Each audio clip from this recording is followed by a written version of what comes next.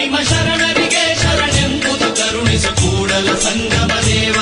ನಿಮ್ಮ ಶರಣರಿಗೆ ಶರಣೆಂಬುದು ಕರುಣಿಸು ಕೂಡಲ ಸಂಗಮ ದೇವ. ನಿಮ್ಮ ಶರಣರಿಗೆ ಶರಣೆಂಬುದು ಕರುಣಿಸು ಕೂಡಲ ಸಂಗಮ ದೇವ.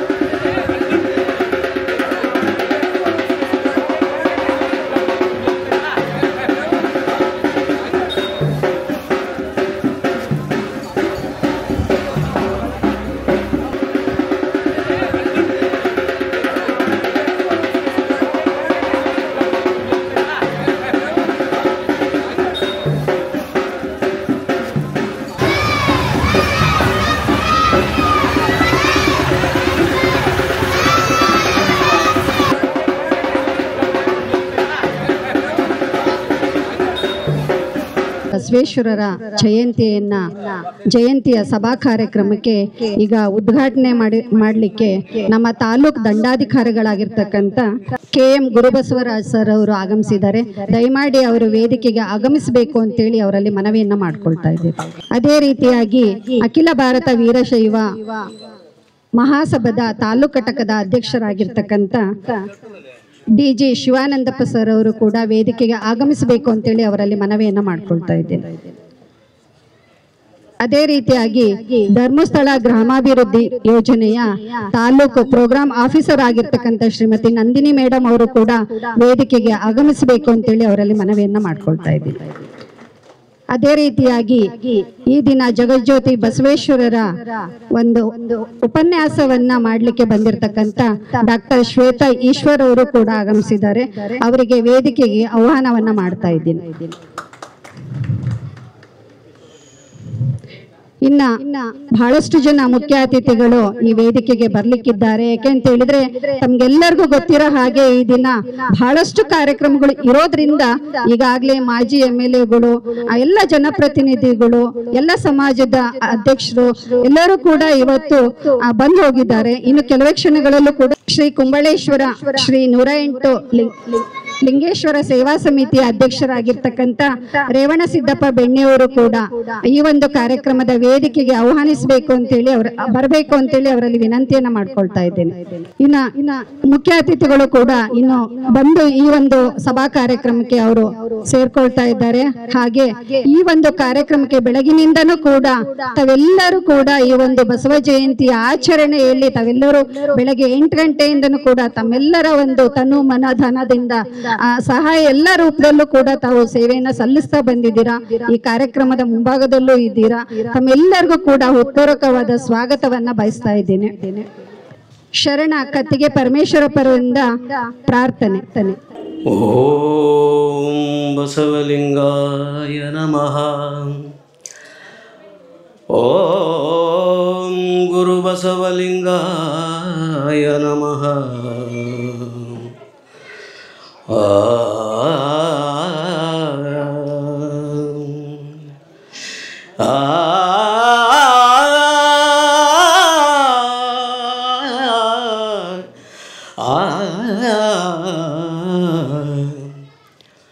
ಆರಂಭವ ಮಾಡುವೆ ಗುರು ಪೂಜೆಗೆಂದು,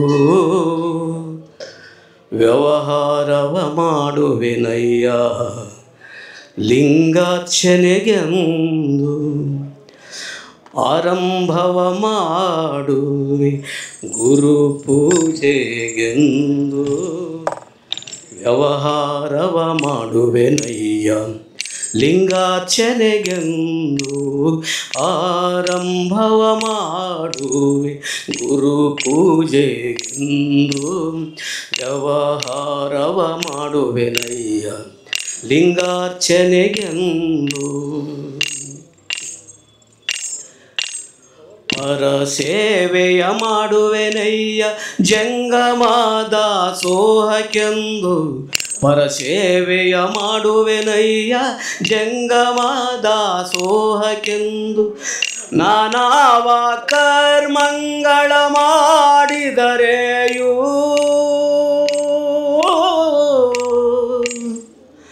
ಆ ಕರ್ಮದ ಫಲ ಭೋಗವನಿ ಕೊಡುವಿ ಎಂಬುದ.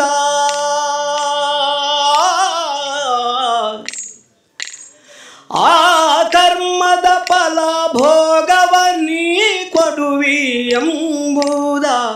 ನಾ ಬಲ್ಲೆನೋ ದೇವಾ, ನಾ ಬಲ್ಲೆನೋ ದೇವಾ, ನೀ ಕೊಟ್ಟ ದ್ರವ್ಯವ ನಿಮಗಲ್ಲದೆ. ನೀ ಕೊಟ್ಟ ದ್ರವ್ಯವ ನಿಮಗಲ್ಲದೆ ಮತ್ತೊಂದ ಕ್ರಿಯೆ ಮಾಡೇನೋ.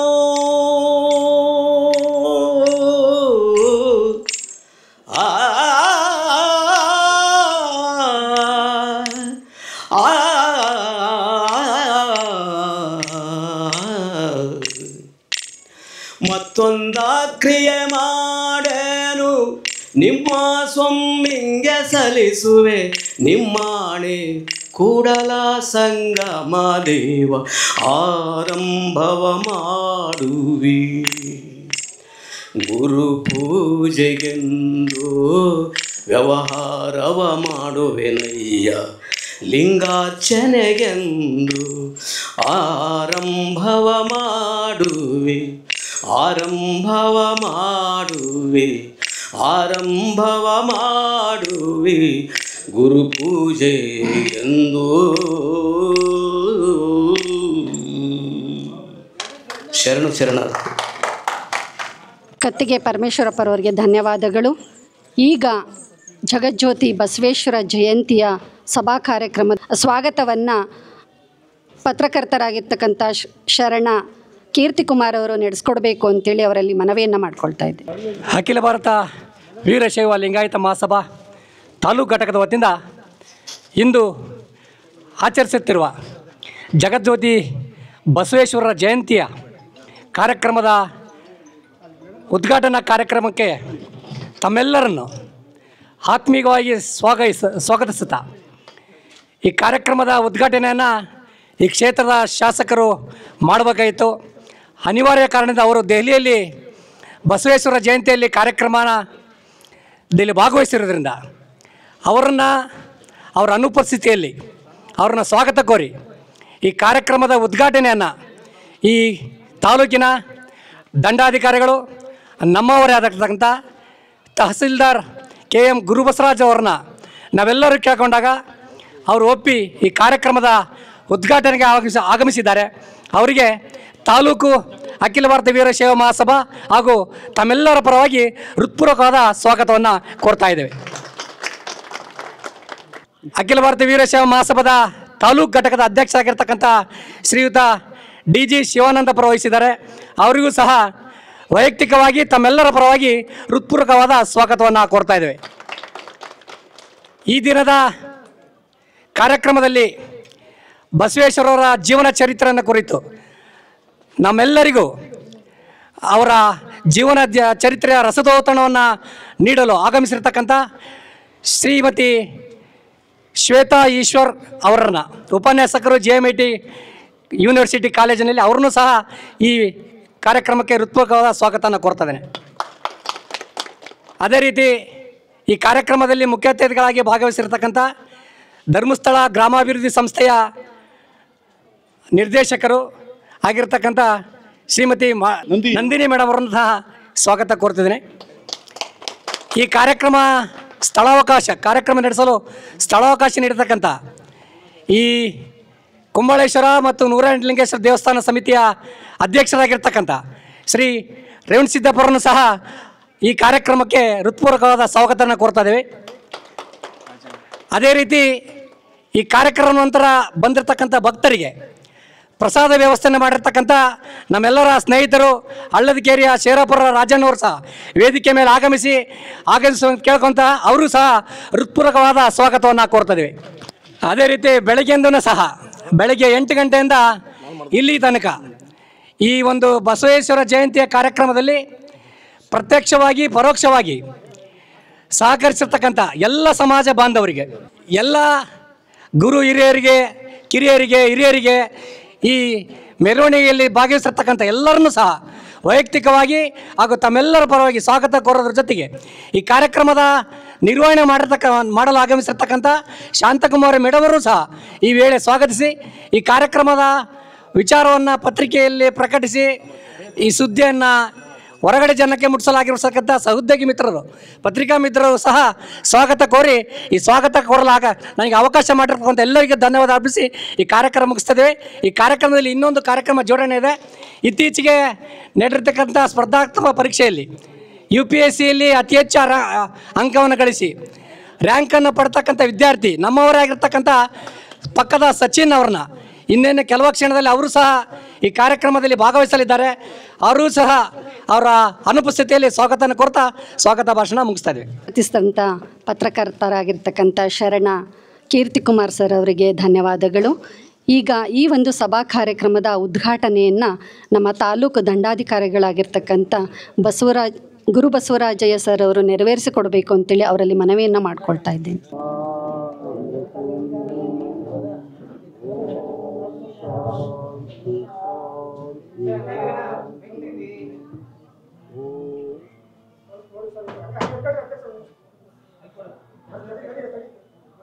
ಬಸವೇಶ್ವರ ಜಯಂತಿಯ ಕಾರ್ಯಕ್ರಮದ ಉದ್ಘಾಟನೆಯನ್ನು ಈಗಾಗಲೇ ತಹಶೀಲ್ದಾರ್ ಸರ್ ಅವರು ಉದ್ಘಾಟಿಸಿದ್ದಾರೆ. ಈ ಒಂದು ಕಾರ್ಯಕ್ರಮದ ವೇದಿಕೆಗೆ 108 ಲಿಂಗೇಶ್ವರ ದೇವಸ್ಥಾನ ಸಮಿತಿಯ ಗೌರವಾಧ್ಯಕ್ಷರಾಗಿರ್ತಕ್ಕಂಥ ನಂಜಪ್ಪರವರು ಕೂಡ ಈ ಒಂದು ವೇದಿಕೆಗೆ ಆಗಮಿಸಬೇಕು ಅಂತೇಳಿ ಅವರಲ್ಲಿ ಮನವಿಯನ್ನು ಮಾಡ್ಕೊಳ್ತಾ ಇದ್ದೀನಿ. ಕಾರ್ಯಕ್ರಮದ ಉದ್ಘಾಟನೆಯನ್ನು ಮಾಡಿರ್ತಕ್ಕಂಥ ತಾಲೂಕಿನ ದಂಡಾಧಿಕಾರಿಗಳಾಗಿರ್ತಕ್ಕಂಥ ಶ್ರೀಯುತ ಗುರುಬಸವರಾಜಯ್ಯ ಸರ್ ಅವರು ಮಾತಾಡಬೇಕು ಅಂತೇಳಿ ಅವರಲ್ಲಿ ಮನವಿಯನ್ನು ಮಾಡ್ಕೊಳ್ತಾ ಇದ್ದೀನಿ. ನಮ್ಮ ವೀರಶೈವ ಸಮಾಜ ವತಿಯಿಂದ ಏನು ಕಾರ್ಯಕ್ರಮ ಆಯೋಜಿಸಲಾಗಿದೆ ಅತ್ಯಂತ ಸಂತೋಷದಾಯಕವಾಗಿದ್ದು, ನಾನು ಆ ಸಮಾಜದವನಾಗಿ ಉದ್ಘಾಟನೆ ಮಾಡ್ತಿರೋದು ನನ್ನ ಸೌಭಾಗ್ಯ ಅಂತ ನಾನು ಭಾವಿಸ್ತೇನೆ. ಬಸವೇಶ್ವರರ ಈ ನಾಡಿಗೆ ಕೊಟ್ಟಿರ್ತಕ್ಕಂಥ ಸೇವೆಯನ್ನು ಈ ಒಂದು ದಿನ ಮೆಲುಕಾಕೋದರಲ್ಲಿ ನಾವೆಲ್ಲ ನಮ್ಮ ಆದ್ಯ ಕರ್ತವ್ಯ ಅಂತಂದೇಳಿ ನಾವು ಭಾವಿಸಬೇಕಾಗುತ್ತೆ. ಜಗಜ್ಯೋತಿ ಬಸವೇಶ್ವರವರ 11ನೇ ಶತಮಾನದಲ್ಲಿ ಏನು ಒಂದು ಸಮಾಜೋದ್ಧಾರ್ಮಿಕ ಆಂದೋಲನ ಏನು ಆಯಿತು, ಆ ಒಂದು ಕಲ್ಯಾಣದಲ್ಲಿ ನಡೆದಿರ್ತಕ್ಕಂಥ ಕ್ರಾಂತಿ ಇವತ್ತು ನಾವು ಆ ಘಟನೆಗಳನ್ನು ಸ್ವಲ್ಪ ಮೆಲುಕು ಹಾಕ್ಕೊಳ್ಳೋಣ. ಕಲ್ಯಾಣವೆಂಬ ಪ್ರಣತಿಯಲ್ಲಿ ಭಕ್ತಿ ರಸವೆಂಬ ತೈಲವನ್ನೆರೆದು ಆಚಾರವೆಂಬ ಬತ್ತಿಯಲ್ಲಿ ಬಸವಣ್ಣನೆಂಬ ಜ್ಯೋತಿಯ ಮುಟ್ಟಿಸಲು ತೊಳಗಿ ಬೆಳಗುತ್ತಿತ್ತಯ್ಯ ಶಿವನ ಪ್ರಕಾಶ. ಆ ಬೆಳಗುತ್ತಿತ್ತಯ್ಯ ಶಿವನ ಪ್ರಕಾಶ, ಆ ಬೆಳಕಿನೊಳಗೆ ಒಪ್ಪುತ್ತಿದ್ದರಯ್ಯ ಅಸಂಖ್ಯಾತ ಭಕ್ತಿ ಗಣಾಂಗಳು.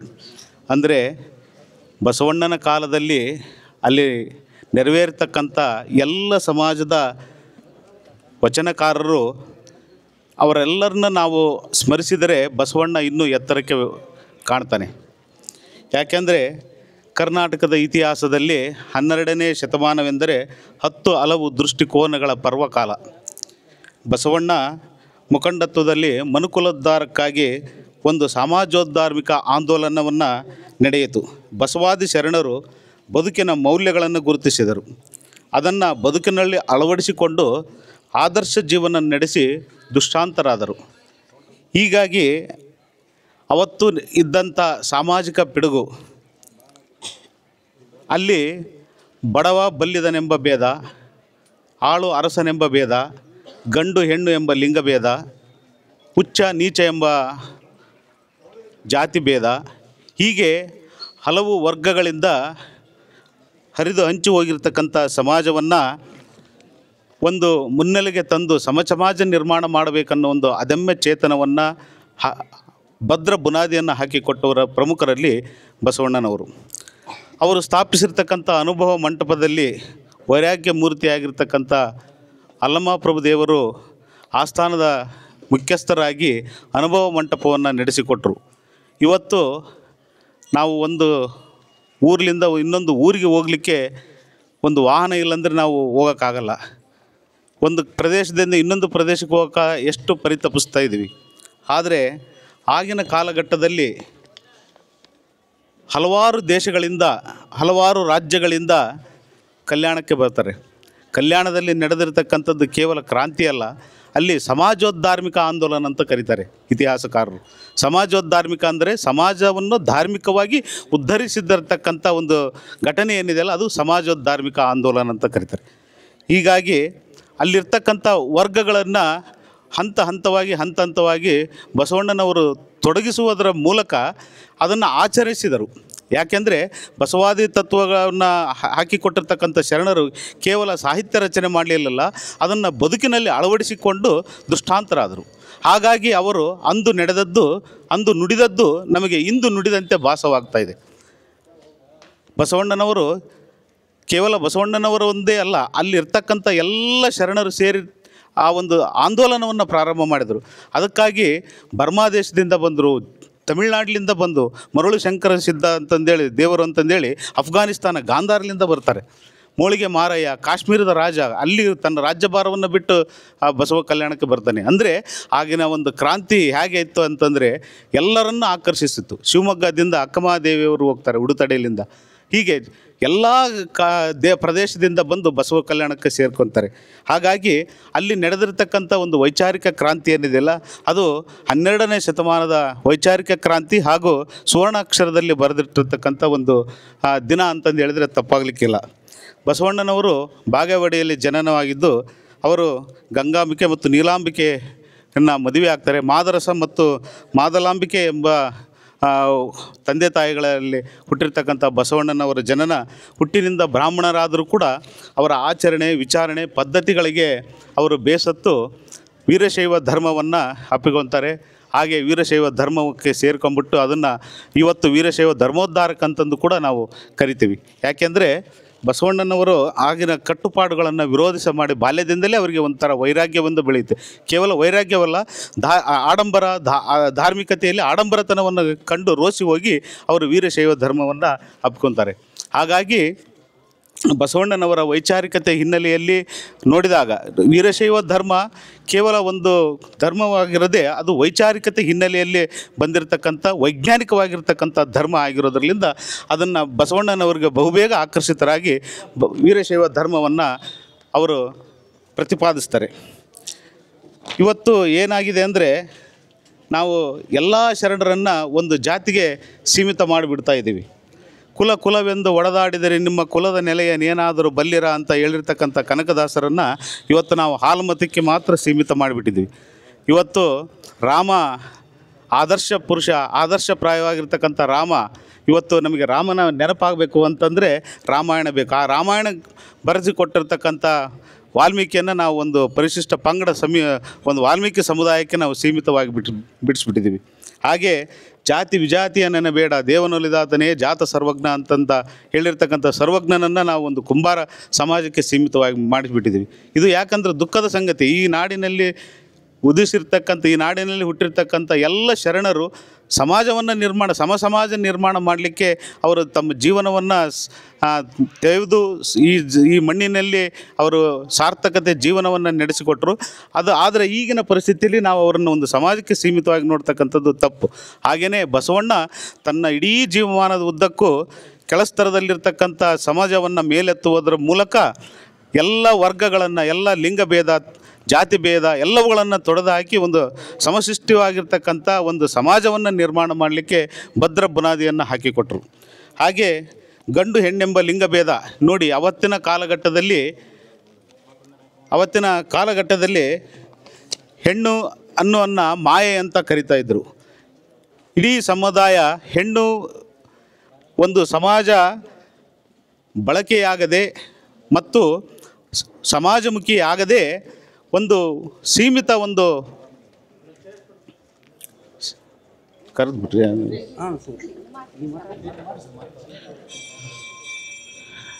ಈ ಒಂದು ಕಾಲಘಟ್ಟದಲ್ಲಿ ಹೆಣ್ಣಿಗೆ ಸಮಾನತೆ ಅನ್ನೋದು ಇದ್ದಿಲ್ಲ. ಆಗಿನ ಕಾಲಘಟ್ಟದಲ್ಲಿ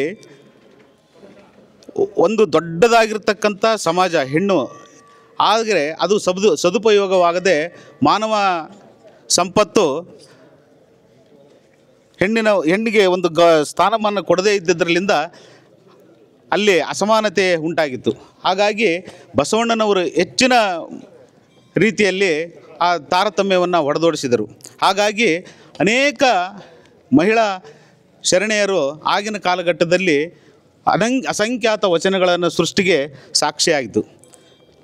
ಕಾಳವೆ ಅನ್ನೋ ಒಂದು ಬಾಚಿಕಾಯದ ಕಾಳವೆ ಅಂತಂದೇಳಿ ಬಡಿಗೆ ವೃತ್ತಿಯನ್ನು ಮಾಡ್ತಕ್ಕಂಥ ಒಂದು ಹೆಣ್ಣುಮಗಳು ಬಸವಣ್ಣನ ಸಂಪರ್ಕಕ್ಕೆ ಬಂದು ಆಕೆಯೂ ಕೂಡ ಅನುಭವ ಮಂಟಪದಲ್ಲಿ ಸೇರಿ ವಚನ ಸಾಹಿತ್ಯವನ್ನು ರಚಿಸ್ತಾಳೆ. ಕೈ ತಪ್ಪಿ ಕೆತ್ತಲು ಕಾಲಿಗೆ ಮೂಲ, ಮಾತು ತಪ್ಪಿ ನುಡಿಯಲು ಬಾಯಿಗೆ ಮೂಲ, ವ್ರತಹೀನನ ನೆರೆಯಲು ನರಕಕ್ಕೆ ಮೂಲ. ಈ ರೀತಿ ಆಗಿನ ಆಡಂಬರವನ್ನು ವಿಡಂಬನಾತ್ಮಕವಾಗಿ ವಚನ ಸಾಹಿತ್ಯವನ್ನು ರಚಿಸಿದರು.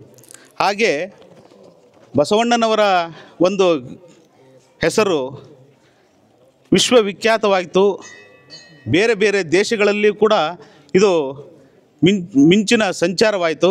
ಹಾಗಾಗಿ ಅಲ್ಲಿಯ ಸಾಂಪ್ರದಾಯಿಕವಾಗಿರ್ತಕ್ಕಂಥ ಜನರು ಬಸವಣ್ಣನನ್ನು ಹೇಗಾದರೂ ಮಾಡಿ ಆತನ ಹೆಸರನ್ನು ಕೆಡಿಸಬೇಕು ಅನ್ನೋ ಒಂದು ದೃಷ್ಟಿಯಿಂದ ಅಸಂಖ್ಯಾತವಾಗಿರ್ತಕ್ಕಂಥ ಕಿರುಕುಳನ್ನು ಕೊಟ್ಟರು. ಆದರೂ ಕೂಡ ಅದನ್ನು ಹೆದರಿಸಿ ಬಸವಣ್ಣನವರು ಕಳಚೂರಿ ರಾಜ ಬಿಜ್ಜಳನ ಆಸ್ಥಾನದಲ್ಲಿ ಮಂತ್ರಿಯಾಗಿ ಕೆಲಸ ಮಾಡ್ತಾನೆ ಈ ಒಂದು ಧಾರ್ಮಿಕ ಆಂದೋಲನವನ್ನು ಮಾಡ್ತಾಯಿದ್ರು. ಅದರಲ್ಲಿ ಒಂದು ಸಾರಿ ಒಂದು ಘಟನೆ, ಒಬ್ಬ ವೇಶ್ಯೆಯ ಮನೆಗೆ ಬಸವಣ್ಣನವನ್ನು ಕರೆದುಕೊಂಡು ಹೋಗಿ ಅಲ್ಲಿ ಬಸವಣ್ಣ ವ್ಯಭಿಚಾರಿ ಮಾಡಿದ ಅನ್ನೋ ಒಂದು ಹಬ್ಬಿಸ್ಬೇಕು ಸಮಾಜದಲ್ಲಿ ಅಂತಂದೇಳಿ ಪ್ರಯತ್ನಪಟ್ಟು ಬಸವಣ್ಣನವರ ಹೆಸರು ಕೆಡಿಸ್ಬೇಕಂತ ಹೋಗ್ತಾರೆ. ಆದರೆ ಇತಿಹಾಸ ನೋಡಿ ಬಸವಣ್ಣನವನ್ನ ನೋಡಿದ ತಕ್ಷಣ ಆಕೆ ತನ್ನ ಕಸುಬನ್ನು ಬಿಟ್ಟು ತನಗೇನು ಜ್ಞಾನೋದಯ ಆಗಿ ಸಮಾಜೋದ್ಧಾರ್ಮಿಕ ಆಂದೋಲನ ಏನು ಪ್ರಾರಂಭ ಆಯಿತು ಅದರಲ್ಲಿ ಕೂಡ ಸಕ್ರಿಯವಾಗಿ ಭಾಗವಹಿಸಿ ಆಕೆ ಕೂಡ ವಚನಗಾರ್ತಿ ಆಗ್ತಾಳೆ. ನನಗೆ ಭಾಳ ಆಶ್ಚರ್ಯ ಆಗಿದ್ದಂತಂದರೆ ಬಸವ ಕಲ್ಯಾಣದಲ್ಲಿ ನಾನು ಕೆಲವು ಕಾಲ ಕೆಲಸ ಮಾಡ್ತಾಯಿದ್ದೆ. ಅಲ್ಲಿ ನಾನು ಅನುಭವ ಮಂಟಪಕ್ಕೆ ಭೇಟಿಯಾದಾಗ ಆ ತಾಯಿಯ ಒಂದು ಫೋಟೋ ಹಾಕಿದರು, ಆಕೆ ಹೆಸರು ಬರೆದಿದ್ರು, ಆಕೆದು ಒಂದು ವಚನ ಕೂಡ ಹಾಕಿದರು. ಅದನ್ನು ನೋಡಿ ನನಗೆ ಭಾಳ ಸೂಜಿಗೆ ಅನಿಸ್ತು. ವೇಶ್ಯೆ ಅಂತಂದೇಳಿ ಸಮಾಜ ಭಾಳ ಕೆಳಮಟ್ಟದಲ್ಲಿ ನೋಡ್ತಕ್ಕಂಥ ಕಾಲಘಟ್ಟ 11ನೇ ಶತಮಾನದಲ್ಲಿ ಆಕೆಗೆ ಒಂದು ಉತ್ತಮವಾಗಿರ್ತಕ್ಕಂಥ ಸ್ಥಾನಮಾನವನ್ನು ಕೊಟ್ಟು ಆಕೆಯನ್ನು ಕೂಡ ವಚನಗಾರ್ತಿಯಾಗಿ ಮಾಡಿರ್ತಕ್ಕಂಥ ಶಕ್ತಿ ಬಸವಣ್ಣನದಾಗಿತ್ತು. ಒತ್ತಿಯ ಹಿಡಿದು ಮುತ್ತೊತ್ತಿಯ ಹಿಡಿದೆಡೆ ಬತ್ತಲು ನಿರಿಸಿ ಕೊಲುವರಯ್ಯ, ವ್ರತಹೀನ ನರಿಯ ಬೆರೆದೆಡೆ ಕಾದ ಕತ್ತಿಯಲ್ಲಿ ಕೈ ಕಿವಿ ಮೂಗು ಕೊಯ್ಯುವರು, ಒಲ್ಲೆ ನೊಲ್ಲೆ ಬಲ್ಲೆನಾಗಿ ನಿಮ್ಮಾಣಿ ನಿರ್ಲಜ್ಜೇಶ್ವರ ಅಂತಂದೇಳಿ ಆಕೆ ಒಂದು ವಚನವನ್ನು ಅನುಭವ ಮಂಟಪದಲ್ಲಿ ಹಾಕಿದ್ದಾರೆ. ಅದನ್ನು ನೋಡಿ ನನಗೆ ಭಾಳ ಆಶ್ಚರ್ಯವಾಯಿತು. ಯಾಕೆಂದರೆ ಈ ಒಂದು ವಚನ ಯಾಕೆ ಹೇಳ್ತೇನೆ ಅಂದರೆ ಆಕೆ ಕೂಡ ಆಗಿನ ಕಾಲಘಟ್ಟದಲ್ಲಿ ಅಕ್ಷರಾಭ್ಯಾಸವನ್ನು ಮಾಡಿ ವಚನ ಸಾಹಿತ್ಯ ರಚನೆ ಮಾಡುವಂಥ ಶಕ್ತಿಯನ್ನು ಬಸವಣ್ಣನವರ ಒಂದು ಆಂದೋಲನ ಪ್ರೇರೇಪಣೆ ಆಯಿತು. ಹಾಗೆ ಗೊಗ್ಗವ್ವೆ ಅನ್ನುವ ಒಂದು ವಚನಗಾರ್ತಿ ಕೂಡ ಆಕೆ ಒಂದು ಫೋಟೋವನ್ನು ನೋಡಿದೆ. ಅಲ್ಲಿ ಮೊಲೆ ಮೂಡಿ ಬಂದಡೆ ಹೆಣ್ಣೆಂಬರು, ಮೀಸೆ ಕಾಸೆ ಬಂದಡೆ ಗಂಡೆಂಬರು, ಈ ಉಭಯದ ಜ್ಞಾನ ಗಂಡೋ ಹೆಣ್ಣೋ ಕಾಣ ನಾಸ್ತಿನಾಥ ಅಂತ ಒಂದು ಅಂಕಿತ ನಾಮವನ್ನು ಇಟ್ಟುಕೊಂಡು ಆಕೆ ಗಂಡು ಹೆಣ್ಣು ಗಂಡು ಹೆಣ್ಣು ಅನ್ನುವ ಒಂದು ತಾರತಮ್ಯವನ್ನು ಹೊಡೆದೋಡಿಸ್ಲಿಕ್ಕೆ ಆಕೆ ವಚನವನ್ನು ರಚಿಸಿರ್ತಾರೆ. ಹೀಗಾಗಿ ಗಂಡು ಹೆಣ್ಣು ತಾರತಮ್ಯದ ಬಗ್ಗೆ ಬಸವಣ್ಣನವರು ಹಾಕಿಕೊಟ್ಟ 11ನೇ ಶತಮಾನದಲ್ಲಿ ಸಮಾನತೆಯ ಭ್ರಾತೃತ್ವವನ್ನು ಸಾರಿರ್ತಕ್ಕಂಥದ್ರಿಂದ ಇವತ್ತು ನಾವು ಸರಿಸಮಾನವಾಗಿ ಒಂದು ಗಂಡು ಹೆಣ್ಣು ವರ್ಗಭೇದವನ್ನು ಲಿಂಗಭೇದವನ್ನು ನಾವು ಹೊಡೆದೋಡಿಸ್ಲಿಕ್ಕೆ ಸಹಕಾರಿಯಾಯಿತು ಅಂತ ನನ್ನ ಭಾವನೆ. ಅದರಲ್ಲಿಯೂ ಕೂಡ ಅಕ್ಕಮಹಾದೇವಿ ಅನುಭವ ಮಂಟಪಕ್ಕೆ ಬಂದ ಮೇಲೆ ಅಂತೂ ಕೂಡ ವಚನಗಾರ್ತಿಯರಲ್ಲಿ ಒಂದು ಮಿಂಚಿನ ಒಂದು ಸಂಚಾರವೇ ಆಯಿತು. ಶಿವಮೊಗ್ಗ ಜಿಲ್ಲೆ ಉಡುತಡಿಯಿಂದ ಕಲ್ಯಾಣಕ್ಕೆ ಹೋಗ್ತಾಳೆ ಬಸವಣ್ಣನನ್ನು ಕಾಣಲಿಕ್ಕೆ. ಕಲ್ಯಾಣದಲ್ಲಿ ಉಡುತಡಿಯಲ್ಲಿ ಆಗಿನ ಯಾವುದೇ ಸಾರಿಗೆ ವ್ಯವಸ್ಥೆ ಇಲ್ಲದಂಥ ಕಾಲಘಟ್ಟದಲ್ಲಿ ಇಲ್ಲಿಂದ ಅಲ್ಲಿಗೆ ಹೋಗಿ ಅನುಭವ ಮಂಟಪದಲ್ಲಿ ಕೆಲ ಕಾಲ ತಂಗಿ ಅಲ್ಲಿಂದ ಉಳಿವಿಗೆ ಶ್ರೀಶೈಲಕ್ಕೆ ಆಕೆ ಚನ್ನಮಲ್ಲಿಕಾರ್ಜುನನ ಹತ್ರ ಹೋಗ್ತಾಳೆ. ಆಕೆ ಧಾರ್ಮಿಕತೆಯಿಂದ ತಾವೆಲ್ಲ ನೋಡಿರಬೇಕು. ಹರನೇ ನೀ ನನಗೆ ಗಂಡನಾಗಬೇಕೆಂದು ಅನಂತ ಕಾಲ ತಪ್ಪಿಸಿದ್ದೆ ನೋಡ ಅಂತ ಹೇಳಿ ಚನ್ನಮಲ್ಲಿಕಾರ್ಜುನನನ್ನೇ ಆಕೆ ಗಂಡನೆಂತೆಂದು ಭಾವಿಸಿ ಆಕೆಯನ್ನು ಆರಾಧ್ಯ ದೈವವಾಗಿ ಚನ್ನಮಲ್ಲಿಕಾರ್ಜುನನ್ನೇ ವರನನ್ನಾಗಿ ಪಡೆದು ಆಕೆ ಅಲ್ಲಿ ಐಕ್ಯಳಾಗ್ತಾಳೆ. ಆದರೆ ಬಸವಣ್ಣನನ್ನು ಒಂದು ಬಾರಿ ಭೇಟಿಯಾಗಿ ಹೋಗಬೇಕು ಅನ್ನೋ ಒಂದು ಇದರಲ್ಲಿಂದ ಕಲ್ಯಾಣಕ್ಕೆ ಹೋಗ್ತಾಳೆ. ಹೀಗೆ ಕಲ್ಯಾಣಕ್ಕೆ ಅನೇಕ ಸ್ಥಳಗಳಿಂದ ಅನೇಕ ರಾಜ್ಯಗಳಿಂದ ಬರ್ತಾರೆ. ಹಾಗೆ ಆಕೆಗೆ ವಯಸ್ಸಿನಲ್ಲಿ ಅಲ್ಲಿರ್ತಕ್ಕಂಥ ರಾಜ ಆಕೆಯನ್ನು ಮೋಹಿಸಿ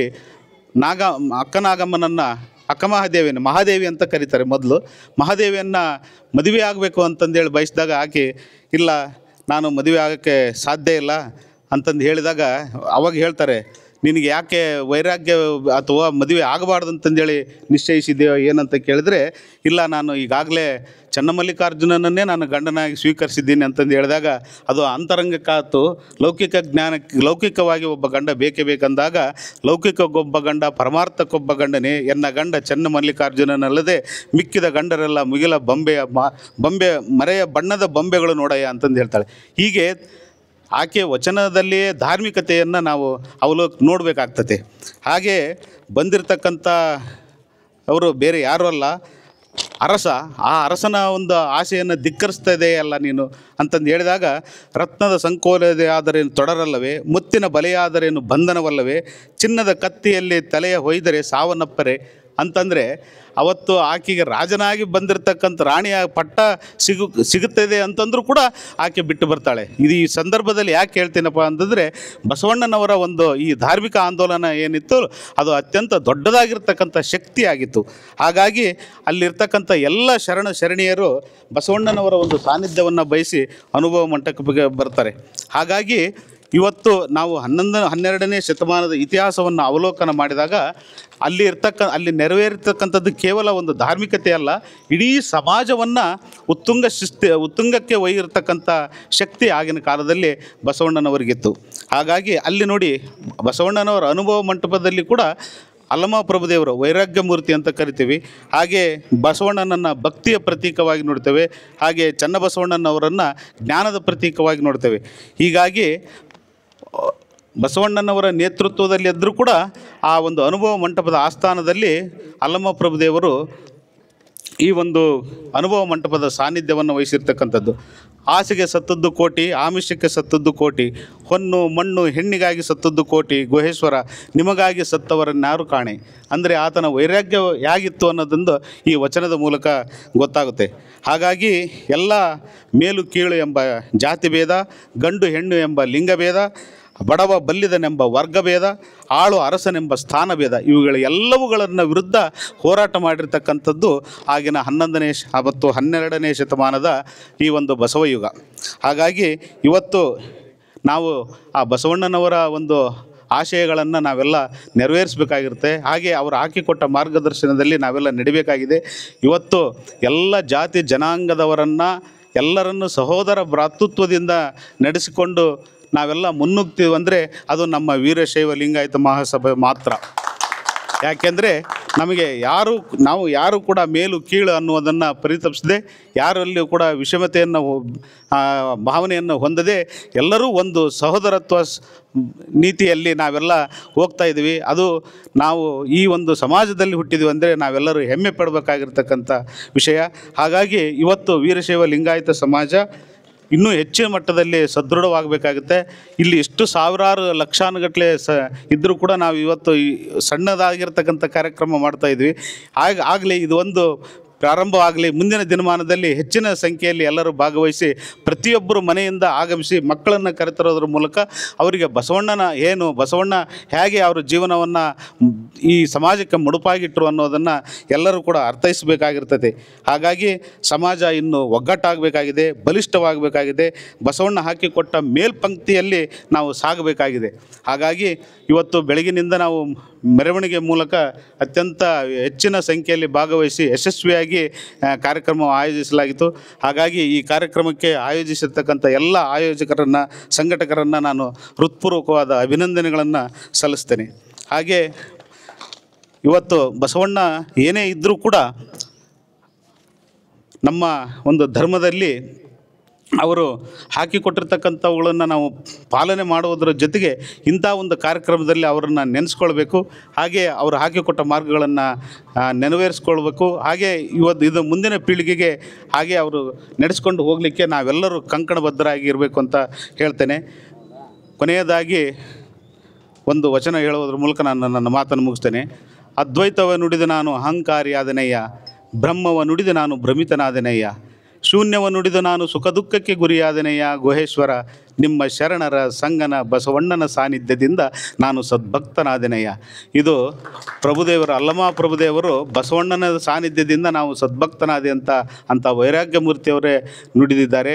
ಹಾಗಾಗಿ ನಾವೆಲ್ಲರೂ ಕೂಡ ಆ ಬಸವಣ್ಣನ ಸಾನ್ನಿಧ್ಯದಿಂದ ನಾವೆಲ್ಲರೂ ಸದ್ಭಕ್ತರಾಗೋಣ, ಸಮಾಜವನ್ನು ಕಟ್ಟೋಣ, ಬಲಿಷ್ಠವಾಗಿರ್ತಕ್ಕಂಥ ವೀರಶೈವ ಲಿಂಗಾಯತ ಸಮಾಜವನ್ನು ಕಟ್ಟಿ ಮುನ್ನಡೆಸೋಣ ಅನ್ನುವ ಒಂದು ಸದಿಚ್ಛೆಯನ್ನು ವ್ಯಕ್ತಪಡಿಸುತ್ತಾ ಈ ಕಾರ್ಯಕ್ರಮಕ್ಕೆ ಆಗಮಿಸಲಿಕ್ಕೆ ಮತ್ತು ಈ ಕಾರ್ಯಕ್ರಮಕ್ಕೆ ಆಹ್ವಾನಿಸಿದ್ದಕ್ಕೆ ತಾಲೂಕು ಘಟಕದ ಅಧ್ಯಕ್ಷರಿಗೂ ನಮ್ಮ ಪತ್ರಕರ್ತರ ಮಿತ್ರರಿಗೂ ಎಲ್ಲರಿಗೂ ನಾನು ವಂದಿಸಿ ನನ್ನ ಮಾತುಗಳನ್ನು ಮುಗಿಸ್ತೇನೆ.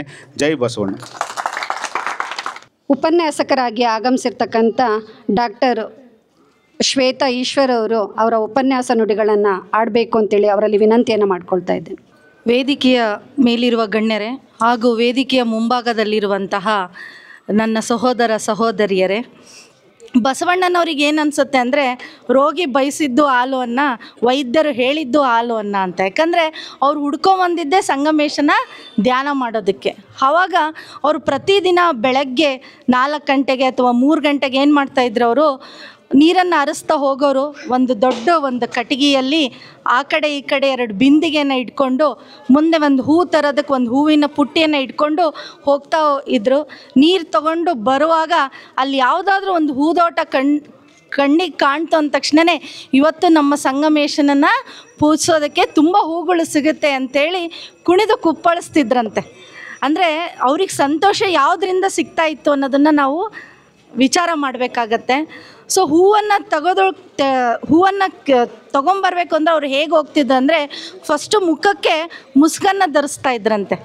ಯಾಕೆ ಮುಸ್ಕನ್ನು ಧರಿಸ್ತಾ ಇದ್ರು ಅಂದರೆ ಆ ಸುವಾಸನೆ ನನ್ನ ಮೂಗಿಗೆ ಬಡಿದ್ರೆ ಅದು ಶಿವನಿಗೆ ಅರ್ಪಣೆ ಮಾಡೋದಕ್ಕೆ ಯೋಗ್ಯ ಆಗೋದಿಲ್ಲ ಅಂದ್ಕೊಂಡು ಮುಖಕ್ಕೆ ಮುಸ್ಕನ್ನು ಧರಿಸಿ ದುಂಬಿ ಮುಟ್ಟದ ಸೂರ್ಯನ ಕಿರಣ ಸೋಸದ ಅಂತ ಹೇಳ್ತಾರೆ. ಸೂಸದ ಅಂತ ಅಂದರೆ ಆ ಹೂ ಹೇಗಿರಬೇಕು ಅಂದರೆ ದುಂಬಿ ಮುಟ್ಟಿರಬಾರ್ದು ಮತ್ತು ಸೂರ್ಯನ ಕಿರಣ ಅದಕ್ಕೆ ಸೋಕಿರಬಾರ್ದು ಅಂತ ಹೇಳ್ತಾರೆ.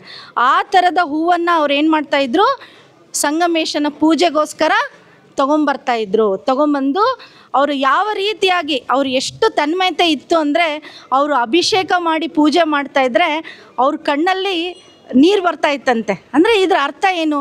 ಕಣ್ಣೀರಿನ ಅಭಿಷೇಕ ಮಾಡ್ತಾಯಿದ್ರು ಅಂತ ಅಂದರೆ ಅವರ ಭಕ್ತಿಯ ಅಪರಿಮಿತ ತನ್ಮಯತೆ ಎಷ್ಟಿತ್ತು ಅಂದರೆ ಆ ರೀತಿ ಇರ್ತೈತೆ. ಅಂದರೆ ಪೂಜೆ ಮಾಡ್ತಾ ಅವ್ರ ಕಣ್ಣಲ್ಲಿ ನೀರು ಬರ್ತಾಯಿತ್ತಂತೆ.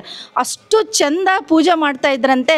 ಅಲ್ಲಿ ಪೂಜೆ ನೋಡೋಕ್ಕೆ ಬರೋ ಅಂಥವರೆಲ್ಲ ಅವರ ಒಂದು ಇನ್ನೂ ತುಂಬ ಯುವಕ ಇದ್ರು, ಇನ್ನೂ ಅವರು ಒಂದು 20 ವರ್ಷ ಇರ್ಬೋದು ಅವರಿಗೆ. ಅವ್ರ ಪೂಜೆಯ ತನ್ಮಯತೆನ ನೋಡಿ ಎಲ್ಲರೂ ಬಂದು ಅವ್ರಿಗೆ ಶರಣು ಅಂತ ನಮಸ್ಕಾರ ಮಾಡ್ತಾಯಿದ್ರಂತೆ. ಆವಾಗ ಬಸವಣ್ಣನವರಿಗೆ ಒಂದು ರೀತಿ ಭಯ ಆಗ್ತಿತ್ತಂತೆ. ಎಷ್ಟು ದೊಡ್ಡವ್ರು ಇದ್ದಾರೆ, ಇವರೆಲ್ಲ ನನಗೆ ಶರಣು ಅಂತ ಹೇಳ್ತಾ ಇದ್ದಾರೆ ಅಂತ. ಅವ್ರು ಬಂದ ತಕ್ಷಣ ಮೊದಲೇ ಇವರೇ ಅವ್ರಿಗೆ ಶರಣು ಅಂತಿದ್ರಂತೆ. ಅಂದರೆ ನನಗಿಂತ ಕಿರಿಯರಿಲ್ಲ ಅಂತ ಅವ್ರ ವಚನದಲ್ಲಿ ಹೇಳ್ತಾರೆ. ಅಂದರೆ ನನಗಿಂತ ಯಾರೂ ಕಿರಿಯರಿಲ್ಲ ಅಂದರೆ ನಾನು ದೊಡ್ಡವನು ಅಂತ ಅವ್ರು ಯಾವತ್ತೂ ಹೇಳಿಲ್ಲ.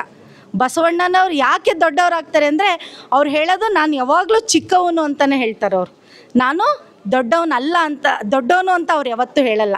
ಇದಕ್ಕೊಂದು ದೃಷ್ಟಾಂತ ಇದೆ. ಯಯಾತಿ ಮಹಾರಾಜ ಅಂತ ನಿಮಗೆಲ್ಲ ಗೊತ್ತಿರ್ಬೋದು. ಇವನೇನು ಈ ಮಹಾರಾಜ ಎದಕ್ಕೆ ಪ್ರಸಿದ್ಧ ಆಗಿದ್ದೆ ಅಂದರೆ ತನ್ನ ಮಗನಿಂದನೇ ಯೌವನವನ್ನು ಪಡೆದು ಅವನು ತುಂಬ ವರ್ಷಗಳ ಕಾಲ ಅನುಭವಿಸ್ತಾನೆ. ಆಮೇಲೆ ಅವನಿಗೆ ಜೀವನದಲ್ಲಿ ಜಿಗುಪ್ಸೆ ಬರುತ್ತೆ. ತುಂಬ ವರ್ಷಗಳ ಕಾಲ ಅವನು ತಪಸ್ಸನ್ನು ಮಾಡ್ತಾನೆ. ಎಷ್ಟು ತಪಸ್ಸು ಅವನು ಅಪರಿಮಿತವಾಗಿ ಮಾಡ್ತಾನೆ ಅಂತಂದರೆ ಅದರಿಂದ ಇಂದ್ರನೇ ಅದ್ರ ಬಗ್ಗೆ ಖುಷಿಪಟ್ಟು ಅವನನ್ನು ಸ್ವರ್ಗಕ್ಕೆ ಕರ್ಕೊಂಡು ಹೋಗ್ತಾನೆ. ಯಯಾತಿ ಸ್ವರ್ಗಕ್ಕೆ ಹೋಗ್ತಾನೆ. ಸ್ವರ್ಗದಿಂದ ಯಯಾತಿ ಇಂದ್ರನೇ ಬಂದು ಸ್ವರ್ಗದ ಬಾಗಿಲಿಗೆ ಬಂದು ಯಯಾತಿನ ಕರ್ಕೊಂಡು ಹೋಗ್ತಾ ಇರ್ತಾನಂತೆ. ಕರ್ಕೊಂಡು ಹೋಗುವಾಗ ಹೇಳ್ತಾನಂತೆ, ನೀನಿಷ್ಟು ಒಳ್ಳೆಯ ಸನ್ಯಾಸಿ, ನೀನು ಎಷ್ಟು ಚೆನ್ನಾಗಿ ನೀನು ಒಂದು ಎಲ್ಲ ಜ್ಞಾನವನ್ನು ತೆಗೆದುಕೊಂಡಿದೆಯಾ, ನಿನ್ಗಿಂತ ದೊಡ್ಡವ್ರು ಯಾರೂ ಇಲ್ವಾ ಅಂತ ಕೇಳ್ತಾನಂತೆ ಯಯಾತಿಗೆ ಇಂದ್ರ. ಅಂದರೆ ಇದು ಪರೀಕ್ಷೆ ಇದು. ಆವಾಗ ಯಯಾತಿ ಏನು ಹೇಳ್ತಾನಂತೆ, ಹೌದು ನನಗಿಂತ ಯಾರೂ ದೊಡ್ಡವರಿಲ್ಲ ಅಂದ ಅಂತಾನಂತೆ. ಅವನು ಅಂದ ತಕ್ಷಣ ಯಯಾತಿ ಭೂಮಿ ಕಡೆ ಬೀಳಕ್ಕೆ ಸ್ಟಾರ್ಟ್ ಮಾಡ್ತಾನಂತೆ. ಸ್ವರ್ಗದಿಂದ ಬೀಳೋದಕ್ಕೆ ಸ್ಟಾರ್ಟ್ ಮಾಡ್ತಾನಂತೆ. ಅಯ್ಯೋ ಇಂದ್ರ ನನ್ನನ್ನು ಮೇಲೆತ್ಕೋ, ನಾನು ಬೀಳ್ತಾ ಇದ್ದೀನಿ ಅಂತ. ಅಂದರೆ ಯಯಾತಿ ಸ್ವರ್ಗದ ಬಾಗಿಲಿಗೆ, ಸ್ವರ್ಗದ ಒಳಗೆ ಬರೋ ತನಕನೂ ಅವನ ಮನಸ್ಸು ಏನಾಗಿತ್ತು, ಅಹಂಕಾರದ ಮೂಟೆ ಆಗಿರಲಿಲ್ಲ ಅವನಿಗೆ. ಅವನಲ್ಲೇನಿತ್ತು, ಒಂದು ಭಕ್ತಿ ಇತ್ತು, ಒಂದು ಶ್ರದ್ಧೆ ಇತ್ತು. ಯಾವಾಗ ಅವನಿಗೆ ಅಹಂಕಾರ ತಲೆಗೇರ್ತಲ್ಲ ಅವಾಗ ಅವನೇನು ಮಾಡ್ದ, ಅವನು ಭೂಮಿ ಕಡೆ ವಾಲಕ್ಕೆ ಸ್ಟಾರ್ಟ್ ಮಾಡ್ದ. ನನ್ನನ್ನು ಕಾಪಾಡು ಇಂದ್ರ ಅಂತ ಕೇಳಿದಾಗ ಇಂದ್ರ ಹೇಳ್ತಾನಂತ ಅವನಿಗೆ, ನಾನು ಏನೂ ಮಾಡೋಕ್ಕಾಗಲ್ಲ, ನಿನ್ನನ್ನು ಎತ್ತೋಕೊಂಡ್ರೂ ನನ್ನ ಹತ್ರ ಸಾಧ್ಯ ಇಲ್ಲ. ನೀನು ಎಲ್ಲಿ ಬೀಳ್ತಾ ಇದೆಯಲ್ಲ, ಎಲ್ಲಿ ಬೀಳಬೇಕು ಅಂತ ನೀನು ಕೇಳ್ಕೊ, ಅಲ್ಲಿ ನಾನು ನಿನಗೆ ಏನು ಮಾಡ್ತೀನಿ, ಬೀಳೋ ಥರ ಮಾಡ್ತೀನಿ ಅಂತನಂತೆ. ಆವಾಗ ಅವನಿಗೆ ತಪ್ಪಿನ ಅರಿವಾಗುತ್ತೆ. ಅಂದರೆ ಅಹಂಕಾರ ಅನ್ನೋದು ತಲೆಗೇರಿದರೆ ನಾನು ಮಾಡಿರೋಂಥ ಎಲ್ಲ ಸಾಧನೆಗಳು ಕೂಡ ಅಲ್ಲಿ ಶೂನ್ಯದ ಕಡೆಗೆ ಹೋಗುತ್ತೆ ಅಂತ. ಆವಾಗ ನನ್ನ ಮೊಮ್ಮಕ್ಕಳು ಎಲ್ಲ ಪೂಜೆ ಮಾಡ್ತಾ ಇದ್ದಾರಲ್ಲಪ್ಪ, ಅಲ್ಲಿ ನನ್ನನ್ನು ಬೀಳಿಸ್ಬಿಡು, ಮತ್ತೆ ನಾನು ಪವಿತ್ರತೆಯನ್ನು ತಗೊಂಡು ಮತ್ತೆ ನಾನು ಸ್ವರ್ಗಕ್ಕೆ ಬರ್ತೀನಿ ಅಂತ ಹೇಳ್ತಾನಂತೆ. ಆದರೆ ಬಸವಣ್ಣನವರು ಯಾವತ್ತೂ ನಾನು ಸ್ವರ್ಗಕ್ಕೆ ಹೋಗಬೇಕು ಅಂತ ಎಂದೂ ಅವ್ರು ಬಯಸಲಿಲ್ಲ. ಅವರು ಎಲ್ಲಿ ಇದ್ದರೋ ಅಲ್ಲೇ ಶಿವಧ್ಯಾನವನ್ನು ಮಾಡ್ತಾಯಿದ್ರು. ಶಿವನನ್ನು ಪೂಜೆ ಮಾಡ್ತಾಯಿದ್ರು ಅವರು ಕಪ್ಪಡಿ ಸಂಗಮದಲ್ಲಿ 7-8 ವರ್ಷಗಳ ಕಾಲ ಶಿವನ ಒಂದು ಸೇವೆಯನ್ನು ಮಾಡ್ತಾರೆ. ಆವಾಗ ಅವರಿಗೆ ಸಂಗಮೇಶ ಕನಸಿನಲ್ಲಿ ಬಂದು ಹೇಳ್ತಾನೆ, ನೀನು ಈಗ ಮಂಗಳವಾಡಿಗೆ ಹೋಗು ಅಂತ ಹೇಳ್ತಾನೆ. ಬಸವಣ್ಣನವರು ಒಂದು ರೀತಿ ಅಳುಮುಖ ಮಾಡಿಕೊಂಡು ನಾನು ಎಲ್ಲಿಗೂ ಹೋಗಲ್ಲ, ನಿನ್ನನ್ನು ಬಿಟ್ಟು ನಾನು ಎಲ್ಲಿಗೂ ಹೋಗಲ್ಲ ಅಂತ ಹೇಳ್ತಾರೆ. ಪ್ರತಿದಿನ ಸಂಗಮೇಶ ಬಸವಣ್ಣನವ್ರ ಕನಸಿನಲ್ಲಿ ಬರೋದು, ನೀನು ಮಂಗಳವಾಡಿಗೆ ಹೋಗು, ಅಲ್ಲಿ ಜನರನ್ನು ಉದ್ಧಾರ ಮಾಡು ಅಂತ ಹೇಳೋದು. ಕೊನೆಗೆ ಒಂದು 15 ದಿನಗಳ ಕಾಲ ಸಂಗಮೇಶ ಬಂದು ಹೇಳಿ ಕೊನೆಗೆ ಮನವೊಲಿಸಿ, ಆಯಿತು ನನಗೆ ತಲೆಯಲ್ಲಿ ಒಂದು ಸ್ವಲ್ಪ ಜ್ಞಾನ ಇದೆ, ಬುದ್ಧಿ ಇದೆ, ನಾನು ಎಲ್ಲೋ ಜೀವನ ಮಾಡ್ತೀನಿ, ನೀನೇ ನನ್ನನ್ನು ಬೇಡ ಅಂತ ತೊರೆದು ಹೋಗು ಅಂತಿದೆಯಾ, ಸರಿ ನಾನು ಹೊರಟು ಹೋಗ್ತೀನಿ ಅಂತ ಹೇಳಿ ಸಂಗಮೇಶನ ಜೊತೆ ಒಂದು ಹುಸಿ ಕೋಪವನ್ನು ತೋರಿಸ್ಕೊಳ್ತಾ ಅವರು ಮಂಗಳವಾಡಿಗೆ ಹೋಗ್ತಾರೆ. ಹೋಗಿ ಅಲ್ಲಿ ಬಂದು ಒಂದು ಕಡೆ ಒಂದು ದೇವಸ್ಥಾನದ ಹತ್ರ ಕಟ್ಟೆಯಲ್ಲಿ ಕೂತಿರ್ತಾರೆ. ಅಲ್ಲಿ ಸಿದ್ಧ ದಂಡಾಧಿಕಾರಿ ಏನು ಮಾಡ್ತಾ ಇರ್ತಾನೆ, ಕಾರ್ಣಿಕರ ಹತ್ರ ಒಂದು ತೆರಿಗೆಯನ್ನು ಇಸ್ಕೊಳ್ತಾ ಇರ್ತಾನೆ. ಅವ್ರು ಏನು ಮಾಡ್ತಾ ಇರ್ತಾರೆ, ಲೆಕ್ಕವನ್ನು ತಪ್ಪು ಮಾಡಿ ಹೇಳೋದು ಒಂದು ಲೆಕ್ಕ, ಆ ದಂಡಾಧಿಕಾರಿಗೆ ಕೊಡ್ತಾ ಇರೋದು ದುಡ್ಡೇ ಬೇರೆ ಥರ ಕೊಡ್ತಾ ಇದ್ದರೆ ಅದನ್ನು ಇವನು ಗಮನಿಸಿ ಏನು ಮಾಡ್ತಾನೆ, ಆ ದಂಡಾಧಿಕಾರಿಗೆ ಹೇಳ್ತಾನೆ, ಅವರು ನಿನಗೆ ಮೋಸ ಮಾಡ್ತಾ ಇದ್ದಾರೆ ಅಂತ. ಆ ರೀತಿ ಹೇಳಿದಾಗ ಅವನು ಲೆಕ್ಕ ಹಾಕಿ ನೋಡಿದಾಗ ನಿಜವಾಗ್ಲೂ ಮೋಸ ಆಗಿರುತ್ತೆ. ನೀನು ನನ್ನನ್ನು ಬದುಕಿಸ್ಬಿಟ್ಟೆ, ರಾಜನಿಂದ ನೀನು ನನ್ನನ್ನು ಬದುಕಿಸ್ಬಿಟ್ಟೆ, ಬದುಕಿಸ್ಬಿಟ್ಟೆ, ಸೊ ನನ್ನನ್ನು ಬಾ ಇಲ್ಲಿ ಅಂತೇಳಿ ಅವನನ್ನು ಸಣ್ಣ ದಂಡಾಧಿಕಾರಿಯಾಗಿ ನೇಮಿಸ್ಕೊಳ್ತಾನೆ. ಅವ್ನ ಹಿನ್ನೆಲೆ ಎಲ್ಲ ಕೇಳ್ತಾನೆ ಬಸವಣ್ಣ. ನನಗೆ ಯಾರೂ ಇಲ್ಲ ಅಂದ ತಕ್ಷಣವೇ ಅಲ್ಲೇ ಕರೆದು ಅವನ ಜೊತೆಗೆ ಇಟ್ಕೊಳ್ತಾನೆ. ಸೊ ಮುಂದೆ ದಂಡಾಧಿಕಾರಿ ಆದ ನಂತರ ಇವನನ್ನು ನೋಡಿ ಬಿಜ್ಜಳ ರಾಜ ಏನು ಮಾಡ್ತಾನೆ, ನೀನು ಸಣ್ಣ ದಂಡಾಧಿಕಾರಿ ಅಲ್ಲ, ನೀನೇ ಎಲ್ಲ ಕೆಲಸ ಮಾಡ್ತಾಯಿದ್ದೆ, ಅವನ ವಂಶ ಪಾರಂಪರೆಯಾಗಿ ಯಾರೂ ಇರಲಿಲ್ಲ, ಸೊ ನೀನೇ ಇದನ್ನು ಮುಂದುವರಿಸ್ಕೋ ಅಂತ ಹೇಳ್ತಾರೆ. ಸೊ ಆವಾಗ ಬಸವಣ್ಣನವರು ಮತ್ತೆ ಆ ದಂಡಾಧಿಕಾರಿಯಾಗಿ ಅವರ ಒಂದು ಕೆಲಸವನ್ನು ಮಾಡ್ತಾ ಹೋಗ್ತಾರೆ. ಮುಂದೆ ಅವರಿಗೆ ಗಂಗಾಂಬಿಕೆ, ನೀಲಾಂಬಿಕೆ ಅವ್ರನ್ನ ಮದುವೆ ಆಗ್ತಾರೆ. ಹೀಗೆ ಅವ್ರಿಗೆ ಎಲ್ಲರೂ ಒಂದು ಊಹೆ ಮಾಡ್ಕೋಬೋದು, ಅವರು ಶಿವತತ್ವವನ್ನು ಬೋಧಿಸಿದರು, ವೀರಶೈವ ತತ್ವವನ್ನು ಬೋಧಿಸಿದರು, ಅವರು ತುಂಬ ಆಡಂಬರ ಜೀವನವನ್ನು ಮಾಡಿದರು ಅಂತ ಅನಿಸುತ್ತೆ. ಆವಾಗ ಒಬ್ಬ ಮಹಾಮನೆ ಅಂದರೆ ಅದು ದಾಸೋಹದ ಮನೆ. ಎಲ್ಲರೂ ಅವ್ರ ಹತ್ರ ಎಷ್ಟು ದುಡ್ಡು ಬಂದಿತ್ತಲ್ಲ, ಆ ದುಡ್ಡು ಬಂದಾಗ ಅವ್ರು ಏನನ್ಸಿತ್ತು, ನಾನು ಜಾಸ್ತಿ ದಾನವನ್ನು ಮಾಡ್ಬೋದು ಅಂತ ಅಂದ್ಕೊಂಡಿದ್ರು. ಸೊ ಆ ಮಹಾಮನೆಗೆ ಒಂದು ದಿವಸ ಒಬ್ಬ ಭಿಕ್ಷುಕ ಬರ್ತಾನೆ. ಭಿಕ್ಷುಕ ಬಂದು ಏನು ಹೇಳ್ತಾನೆ, ನೀವು ಸನ್ಯಾಸಿ ಅಂತ ಹೇಳ್ತೀರಾ, ಆದರೆ ನಿಮ್ಮ ಹತ್ರ ಇಷ್ಟೆಲ್ಲ ಒಡವೆ ಸಂಪತ್ತು, ದೊಡ್ಡ ಮನೆ ಇದೆ, ಎಲ್ಲ ಇದೆ, ಒಡವೆ ವಸ್ತ್ರ ಇದೆ, ನೀವು ಯಾವ ಥರ ಸನ್ಯಾಸಿ ಅಂತ. ಆಯಿತು, ನಾನೀಗೇನು ಮಾಡಬೇಕು ಅಂತ ಕೇಳ್ತಾರೆ ಬಸವಣ್ಣನು. ನೀವು ನನ್ನ ಜೊತೆ ತೀರ್ಥಯಾತ್ರೆಗೆ ಬರ್ರಿ, ಆವಾಗ ನಾನು ನಿಮ್ಮನ್ನು ಪರೀಕ್ಷಿಸ್ತೀನಿ, ನೀವು ಸನ್ಯಾಸಿ ಹೌದಾ ಅಲ್ವೋ ಅಂತ ಹೇಳ್ತಾನೆ. ಆವಾಗ ಏನು ಮಾಡ್ತಾರೆ ಬಸವಣ್ಣನವರು, ಅವರು ಆ ಭಿಕ್ಷುಕ ಕರೆದ ತಕ್ಷಣವೇ ಎದ್ದು ಹೊರಟು ನಿಂತು ಬಿಡ್ತಾರೆ ಅವನ ಜೊತೆಗೆ ಹೋಗೋದಕ್ಕೆ. ಒಂದು ಅರ್ಧ ಕಿಲೋಮೀಟ್ರ್ ಮುಂದೆ ಹೋದ ತಕ್ಷಣವೇ ಭಿಕ್ಷುಕ ನೋಡ್ತಾನೆ, ಅವನ ಕೈಯಲ್ಲಿ ಭಿಕ್ಷೆ ತಟ್ಟೆನೇ ಇರೋದಿಲ್ಲ. ಆವಾಗ ಬಸವಣ್ಣನಿಗೆ ಹೇಳ್ತಾನೆ, 1 ನಿಮಿಷ, ನನ್ನ ಭಿಕ್ಷಾ ತಟ್ಟೆ ನಾನು ಏನು ಮಾಡಿಬಿಟ್ಟಿದ್ದೀನಿ, ಬಿಟ್ಟು ಬಂದುಬಿಟ್ಟಿದ್ದೀನಿ, ಮತ್ತು ಮುಂದೆ ಹೋದರೆ ನನಗೆ ಹಶುವಾದರೆ ನನಗೆ ತಟ್ಟೆ ಬೇಕು, ನಾನು ತೊಗೊಂಬರ್ತೀನಿ ಅಂತೇಳಿ. ಆವಾಗ ಬಸವಣ್ಣನವ್ರು ಹೇಳ್ತಾರೆ, ನಿನ್ನ ಹತ್ರ ಏನೂ ಇಲ್ಲ, ಆದರೂ ನೀನು ಒಂದು ಭಿಕ್ಷಾ ತಟ್ಟೆಗೆ ಅಂಟ್ಕೊಂಡಿದೆಯಾ, ನನ್ನ ಹತ್ರ ಎಲ್ಲ ಸಂಪತ್ತಿದೆ, ಆದರೆ ನಾನು ಯಾವುದಕ್ಕೂ ಅಂಟ್ಕೊಂಡಿಲ್ಲ ಅಂತ ಹೇಳ್ತಾರೆ. ಅಂದರೆ ಸಂಪತ್ತು ಇರೋದಲ್ಲ, ಆ ಸಂಪತ್ತಿಗೆ ಅಂಟ್ಕೊಳ್ಳದೆ ಅವರು ಯಾವ ರೀತಿ ಶಿವಧ್ಯಾನವನ್ನು ಮಾಡ್ತಾಯಿದ್ರು, ಹೇಗೆ ಕಳ್ಳರನ್ನು ಅವರು ಶಿವಧರ್ಮಕ್ಕೆ ಬದಲಾಯಿಸ್ತಿದ್ರು.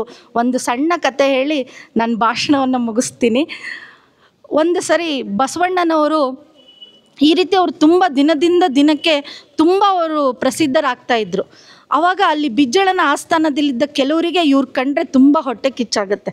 ಆವಾಗ ಹೇಳ್ತಾರೆ ಅವರು, ಒಂದು 7 ಜನ ಕಳ್ಳರನ್ನ ನೇಮಿಸಿ, ಇವತ್ತು ಹೋಗ್ಬಿಟ್ಟು ನೀವೇನು ಮಾಡಿರಿ, ಬಸವಣ್ಣನವ್ರನ್ನ ಹೊತ್ಕೊಂಡು ಬಂದುಬಿಡ್ರಿ, ಹೊತ್ಕೊಂಡು ಅಥವಾ ಏನಾದರೂ ಮಾಡಿರಿ, ಒಟ್ಟು ಬಸವಣ್ಣ ಅವನೇನು ಮಾಡಬಾರ್ದು, ಬಿಜ್ಜಳನ ಆಸ್ಥಾನದಲ್ಲಿ ಬರಬಾರ್ದು, ಅವನು ಅಪಖ್ಯಾತಿ ಆಗಬೇಕು ಅಂತ 7 ಜನ ಕಳ್ಳರನ್ನ ಕಳಿಸ್ತಾರೆ.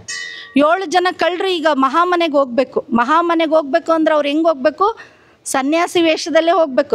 ಯಾಕಂದರೆ ಮಹಾಮನೆ ಬಸವಣ್ಣನವರ ಮನೆಗೆ ಹೋಗಬೇಕು ಅಂದರೆ ಜಂಗಮ ವೇಷದಲ್ಲೇ ಹೋಗಬೇಕು. ಆವಾಗ ಮಾತ್ರ ಅವ್ರು ಏನು ಮಾಡ್ತಾರೆ, ಆ ಜಂಗಮ ವೇಷದಲ್ಲಿ ಹೋದರೆ ಮಾತ್ರ ಅವರಿಗೆ ಅಲ್ಲಿ ಸ್ಥಾನ ಸಿಗುತ್ತೆ. ಅವಾಗ ಕಳ್ಳರು ಏನು ಮಾಡ್ತಾರೆ, ವಿಭೂತಿ ಹಚ್ಕೊಂಡ್ರು, ಕಾವಿ ತೊಟ್ಕೊಂಡ್ರು, ರುದ್ರಾಕ್ಷಿಗಳನ್ನು ಹಾಕ್ಕೊಂಡ್ರು. ಲಿಂಗು ಹಾಕ್ಕೋಬೇಕಲ್ಲ, ಎಲ್ಲಿ ಸಿಗಲಿಲ್ಲ. ಒಂದು ಯಾವುದೋ ಒಂದು ಸಣ್ಣ ಮುಳುಗಾಯಿ ಸಿಗುತ್ತೆ, ಕಪ್ಪು ಮುಳುಗಾಯಿ ಅಂತ ಆ ಸೈಡ್ ಬಿಜಾಪುರ ಸೈಡೆಲ್ಲ ಸಿಗುತ್ತೆ. ಆ ಕಪ್ಪು ಮುಳುಗಾಯಿನೇ ಕೊಳ್ಳಿ ಕಟ್ಕೊಂಡ್ರವರು. ಕಟ್ಕೊಂಡು ಇದು ಶಿವಲಿಂಗ ಅಂದ್ಕೊಂಡು ಎಲ್ಲ 7 ಜನ ಬಸವಣ್ಣನವ್ರ ಮನೆಯಲ್ಲಿ ಹೋಗ್ತಾರೆ. ಜಂಗಮರು ಬಂದರು ಅಂತೇಳಿ ಅವ್ರಿಗೆಲ್ಲ ರೀತಿಯಾದ ಉಪಚಾರಗಳನ್ನು ಮಾಡ್ತಾರೆ ರಾತ್ರಿ. ಸೊ ಮಲಗಿರ್ತಾರೆ. ಎಲ್ಲರೂ ಮಲಗಿದ್ದಾಗ ಬಸವಣ್ಣನವರ ಕೋಣೆಗೆ 7 ಜನ ಹೋಗ್ತಾರೆ. ಬಸವಣ್ಣನನ್ನು ಬೇಗ ಎತ್ಕೊಂಡು ಹೋಗಬೇಕು ಅಥವಾ ಏನಾದರೂ ಮಾಡಬೇಕು, ಕೊಲೆ ಮಾಡಬೇಕು, ಸುಲಿಗೆ ಮಾಡಬೇಕು ಅಂತ ಹೋಗ್ತಾರೆ. ಅವ್ರಿನ್ನೂ ಕದ ತೆಗೆದ ತಕ್ಷಣವೇ ಬಸವಣ್ಣನವರು ಬಂದ್ರೆ, ಸಂಗಮ ನೀನು ನನ್ನನ್ನು ನೋಡೋದಕ್ಕೋಸ್ಕರ ಇವ್ರ ರೂಪದಲ್ಲಿ ಬಂದ್ಬಿಟ್ಟೆ ಅಂತ ಅವರಿಗೆಲ್ಲ ಕಾಲಿಗೆ ಬಿದ್ದುಬಿಡ್ತಾನೆ. ಅವ್ರಿಗೆ ಕಳ್ಳರಿಗೆ ಆಶ್ಚರ್ಯ ಆಗಿಬಿಡುತ್ತೆ. ನಾವು ಬಂದಿರೋದು ಬಸವಣ್ಣನನ್ನು ಕೊಲೆ ಮಾಡೋದಕ್ಕೆ, ಸುಲಿಗೆ ಮಾಡೋದಕ್ಕೆ. ಆದರೆ ನಮ್ಮಲ್ಲಿ ಈ ಜಂಗಮರಲ್ಲಿ ಶಿವನನ್ನು ಕಾಣ್ತಾ ಇದ್ದಾನಲ್ಲಪ್ಪ ನಮ್ಮ ಬಸವಣ್ಣ ಅಂತೇಳಿ ಅವರ ಒಂದು ವೃತ್ತಿಯನ್ನು ಬಿಟ್ಟು ಸನ್ಯಾಸ ಧರ್ಮವನ್ನು ಸ್ವೀಕರಿಸ್ತಾರಂತೆ. ಆ ಥರ ವ್ಯಕ್ತಿತ್ವ ಬಸವಣ್ಣದು. ಆ 7 ಜನ ಮುಂದೆ ಬಸವಣ್ಣನವರ ಒಂದು ತುಂಬ ಅನುಯಾಯಿಗಳಾಗ್ಬಿಡ್ತಾರೆ. ಆ 7 ಜನಕ್ಕೂ ಒಂದು ಹೆಸರನ್ನು ಕೊಡ್ತಾರಂತೆ ಬಸವಣ್ಣ. ಏನಂತ ಹೆಸರು ಕೊಡ್ತಾರೆ? ನಿಜಲಿಂಗ ಕಕ್ಕಯ್ಯ, ನಿಜಲಿಂಗ ಬಾಳಯ್ಯ, ಬೋರಯ್ಯ. ಅಂದರೆ ಎಲ್ಲರಿಗೂ ನಿಜಲಿಂಗ ಅಂದರೆ ಅವ್ರು ಫಸ್ಟ್ ಹೇಳ್ತಾರಂತೆ, ನಾವು ಕಳ್ಳರು, ನಾವು ಜಂಗಮರ ಅಲ್ಲ ಅಂತ ಹೇಳ್ತಾರಂತೆ. ಇಲ್ಲ, ನೀವು ಜಂಗಮರೇ. ಯಾಕಂದರೆ ಜಂಗಮ ವೇಷ ಧರಿಸಿದ್ರೆ ಸಾಕು, ನಾನು ಶಿವನ ಪೂಜೆ ಮಾಡ್ತೀನಿ ಅಂತ ಒಂದು ಲಿಂಗುನ ಧರಿಸಿದ್ರೆ ಸಾಕು, ಆ ಭಕ್ತಿ ಅನ್ನೋದು ತಾನಾಗೆ ಉಟ್ಕೊಳ್ಳುತ್ತೆ ಅಂತ ಹೇಳ್ತಾರಂತೆ. ಆವಾಗ ಬೇಕಾದರೆ ನೋಡು, ನಮ್ಮ ಕೊಳ್ಳಲ್ಲಿರೋದು ಮುಳುಗಾಯಿ ಅಂತ ತೆಗೆದು ತೋರ್ಸಕ್ಕೆ ಹೋಗ್ತಾರಂತೆ. ಅವ್ರ ಕೊಳ್ಳಲ್ಲಿ ಏನಿತ್ತಲ್ಲ ಮುಳುಗಾಯಿ, ಅದು ಲಿಂಗ ಆಗಿ ಬದಲಾಗಿರುತ್ತಂತೆ. ಅಂದರೆ ಬಸವಣ್ಣನವರು ಎಷ್ಟು ಪವಾಡ ಪುರುಷರಾಗಿದ್ದರು, ಎಷ್ಟು ಹೆಣ್ಣು ಮಕ್ಕಳಿಗೆ ಅವರು ಒಂದು ರೀತಿ ಸ್ವಾತಂತ್ರ್ಯವನ್ನು ಕೊಟ್ಟಿದ್ದರು. ಅಂದರೆ ಅವರ ಒಂದು ಇದರಲ್ಲಿ 34 ಜನ ಹೆಣ್ಣು ಕವಯತ್ರಿಗಳು ಬರ್ತಾರೆ. ಅವ್ರ ಎಲ್ಲ ವಚನಗಳು, ಪ್ರತಿಯೊಂದು ವಚನಗಳು ನಮ್ಮ ಜೀವನಕ್ಕೆ ಇವತ್ತು ಕೂಡ ಮಾದರಿಯಾಗಿದ್ದಾವೆ. ಅದ್ರ ತುಂಬ ವಚನಗಳಿದ್ದಾವೆ, ಹೇಳೋದಕ್ಕಾಗಲ್ಲ, ಸಮಯದ ಅಭಾವ ತುಂಬ ಕಡಿಮೆ ಇದೆ. ಒಂದು ಅವರು ಎಲ್ಲರಿಗೂ ಗೊತ್ತಿರೋ ಒಂದು ವಚನವನ್ನು ಹೇಳಿ ನನ್ನ ಒಂದು ಪುಟ್ಟ ಭಾಷಣವನ್ನು ಮುಗಿಸ್ತೀನಿ. ಕಳಬೇಡ, ಕೊಲಬೇಡ, ಹುಸಿಯ ನುಡಿಯಲು ಬೇಡ, ಮುನಿಯ ಬೇಡ, ಅನ್ಯರಿಗೆ ಅಸಹ್ಯ ಪಡಬೇಡ, ಎಣ್ಣ ಬಣ್ಣಿಸಬೇಡ, ಇದಿರ ಅಳೆಯಲು ಬೇಡ. ಇದೇ ಅಂತರಂಗ ಶುದ್ಧಿ, ಇದೇ ಬಹಿರಂಗ ಶುದ್ಧಿ, ಇದೇ ನಮ್ಮ ಕೂಡಲ ಸಂಗಮನೊಲಿಯುವ ಪರಿ. ಧನ್ಯವಾದಗಳು. ಯುವ ಮುಖಂಡರಾಗಿರ್ತಕ್ಕಂಥ ಅರ್ಜುನ್ ಅವರು ಬಸವೇಶ್ವರ ಜಯಂತಿಯ ಕಾರ್ಯಕ್ರಮಕ್ಕೆ ಆಗಮಿಸಿದ್ದಾರೆ. ಅವರಿಗೆ ಹೃತ್ಪೂರ್ವಕವಾದ ಸ್ವಾಗತವನ್ನು ಬಯಸ್ತಾ ಇದ್ದೇನೆ.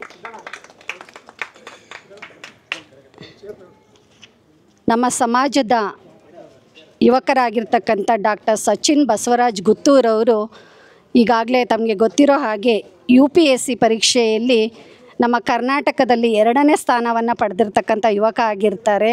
ಮುಂದೆ ಅವರು ಕೂಡ DC ಆಗಿ ಇನ್ನೇನು ನಮ್ಮ ಭಾಗಕ್ಕೂ ಬಂದಾಗ ನಮ್ಮ ಸಮಾಜದ ಒಬ್ಬ ಯುವಕ ಏನು DC ಆಗಿರ್ತಾರೆ ಅಂತೇಳಿ ನಮ್ಗೆ ನಿಜವಾಗ್ಲೂ ಎಲ್ಲ ಹೆಮ್ಮೆ ಆಗಿರುತ್ತೆ. ಆ ಒಂದು ಅವಧಿನಲ್ಲಿ ಅವರು ಸಮಾಜದ ಒಂದು ಕಳಕಳಿಯ ಬಗ್ಗೆ ಅವರು ಮುಂದೆ ಉತ್ತುಂಗಕ್ಕೆ ತಗೊಂಡು ಹೋಗಲಿ, ಏನು ಬಸವಣ್ಣರ ಒಂದು ಅನುಯಾಯಿ ಆಗಿ ಅವರು ಕೂಡ ಅವರ ಒಂದು ವೃತ್ತಿ ಜೀವನವನ್ನು ಅಳವಡಿಸ್ಕೊಳ್ಳಿ ಅಂತ ಹೇಳ್ತಾ, ಈ ಒಂದು ಸಂದರ್ಭದಲ್ಲಿ ಅವರಿಗೆ ನಮ್ಮ ದಂಡಾಧಿಕಾರಿಗಳು ಅವರಿಗೆ ಸನ್ಮಾನವನ್ನು ಮಾಡಬೇಕು ಅಂತೇಳಿ ಅವರಲ್ಲಿ ವಿನಂತಿಯನ್ನು ಮಾಡ್ಕೊಳ್ತಾ ಇದ್ದೀನಿ. ವೇದಿಕೆಯಲ್ಲಿ ಇರ್ತಕ್ಕಂಥ ಎಲ್ಲ ಗಣ್ಯರು ಕೂಡ ಸಹಕರಿಸಬೇಕು ಅಂತೇಳಿ ಮನವಿಯನ್ನು ಮಾಡ್ಕೊಳ್ತಾ ಇದ್ದೇನೆ.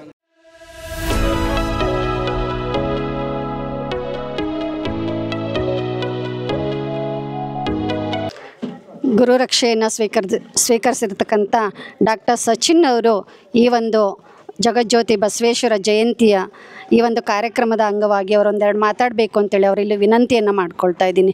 ನಿಜವಾಗ್ಲೂ ಅವರ ಬಗ್ಗೆ ಹೆಮ್ಮೆ ಅನಿಸುತ್ತೆ. ಯಾಕೆ ಅಂತ ಹೇಳಿದರೆ ಅವರು ಸತತವಾಗಿ 4ನೇ ಬಾರಿನೂ ಕೂಡ ಅವರು ಪ್ರಯತ್ನವನ್ನು ಮಾಡಿ ಮರಳಿ ಮಾಡು ಅಂಥೇಳಿ ಆ ರೀತಿಯಲ್ಲಿ ಅವರು ಪ್ರಯತ್ನವನ್ನು ಮಾಡಿ ಇವತ್ತು ಈ ಒಂದು ಘಟ್ಟಕ್ಕೆ ಅವರು ತಲುಪಿದ್ದಾರೆ. ನಿಜವಾಗ್ಲೂ ಅವರ ತಂದೆ ತಾಯಿಯವ್ರಿಗೂ ಕೂಡ ನಾವು ಅಭಿನಂದನೆಯನ್ನು ತಿಳಿಸ್ತಾ, ಅವರು ಈ ಒಂದು ಸಂದರ್ಭದಲ್ಲಿ ಅವರ ಒಂದೆರಡು ಮಾತುಗಳನ್ನು ಆಡಬೇಕು ಅಂತೇಳಿ ಅವರಲ್ಲಿ ವಿನಂತಿಯನ್ನು ಮಾಡ್ಕೊಳ್ತಾ ಇದ್ದೇವೆ.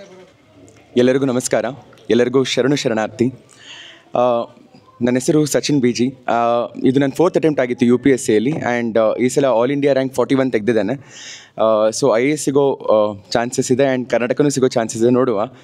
ಸೊ ಬಸವಣ್ಣವ್ರ ಬಗ್ಗೆ ನಾನು ಸ್ಕೂಲಿನ ಕನ್ನಡ ಪಠ್ಯ ಪುಸ್ತಕಗಳಲ್ಲಿ ನನಗೆ ಅವ್ರ ಪರಿಚಯ ಆಗಿದ್ದು ಆ್ಯಂಡ್ ಮನೆಯಲ್ಲೂ ಕೂಡ ನಾವೆಲ್ಲ ಬಸವಣ್ಣನವ್ರನ್ನ ಪೂಜೆ ಎಲ್ಲ ಮಾಡ್ತಾಯಿದ್ವಿ. ಆ್ಯಂಡ್ ಒಂದು ಹ್ಯಾಪಿ ಕೋಇನ್ಸಿಡೆನ್ಸ್ ಅಂತ ಅಂದರೆ ನನ್ನ ಇಂಟರ್ವ್ಯೂ ಪ್ರೊಸೆಸ್ಗೆ ನಾವು ಡೀಟೇಲ್ ಅಪ್ಲಿಕೇಶನ್ ಫಾರ್ಮ್ ಅಂತ ಫಿಲ್ ಮಾಡ್ತೇವೆ. ಅಂದರೆ ನಮ್ಮ ಮಾಹಿತಿ, ನಮ್ಮ ಹಾಬಿ ಏನಿದೆ ಅದನ್ನೆಲ್ಲ ಮೆನ್ಷನ್ ಮಾಡಬೇಕಾಗತ್ತೆ. ಸೊ ಅಲ್ಲಿ ನಾನು ವಚನ ಅಧ್ಯಯನದ್ರ ಬಗ್ಗೆ ಒಂದು ಮೆನ್ಷನ್ ಮಾಡಿದ್ದೆ, ನನ್ನ ಆಸಕ್ತಿ ಕ್ಷೇತ್ರ ಅಂತೇಳಿ. ಅದ್ರ ಬಗ್ಗೆ ನನಗೆ ಇಂಟರ್ವ್ಯೂಯಲ್ಲೂ ಕೂಡ ಕ್ವಶನ್ಸ್ ಕೇಳಿದರು.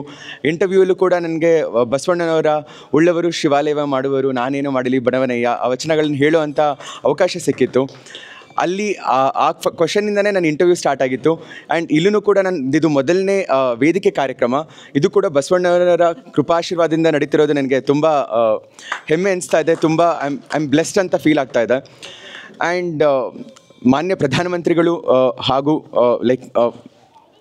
ಮಾನ್ಯ ಪ್ರಧಾನಮಂತ್ರಿಯಾದ ಮೋದಿಯವರು ಕೂಡ ಬಸವಣ್ಣವ್ರ ಬಗ್ಗೆ ತುಂಬ ಹೇಳಿದ್ದಾರೆ. ಆ್ಯಂಡ್ ಆಲ್ಸೋ ಕುವೆಂಪುರು ಕೂಡ ವಿಭೂತಿ ಪೂಜೆ ಅಂತ ಒಂದು ಪುಸ್ತಕದಲ್ಲಿ ಬಸವೇಶ್ವರರ ಬಗ್ಗೆ ತುಂಬ ಒಳ್ಳೆಯ ಮಾತುಗಳನ್ನ ಹಾಡಿದ್ದಾರೆ.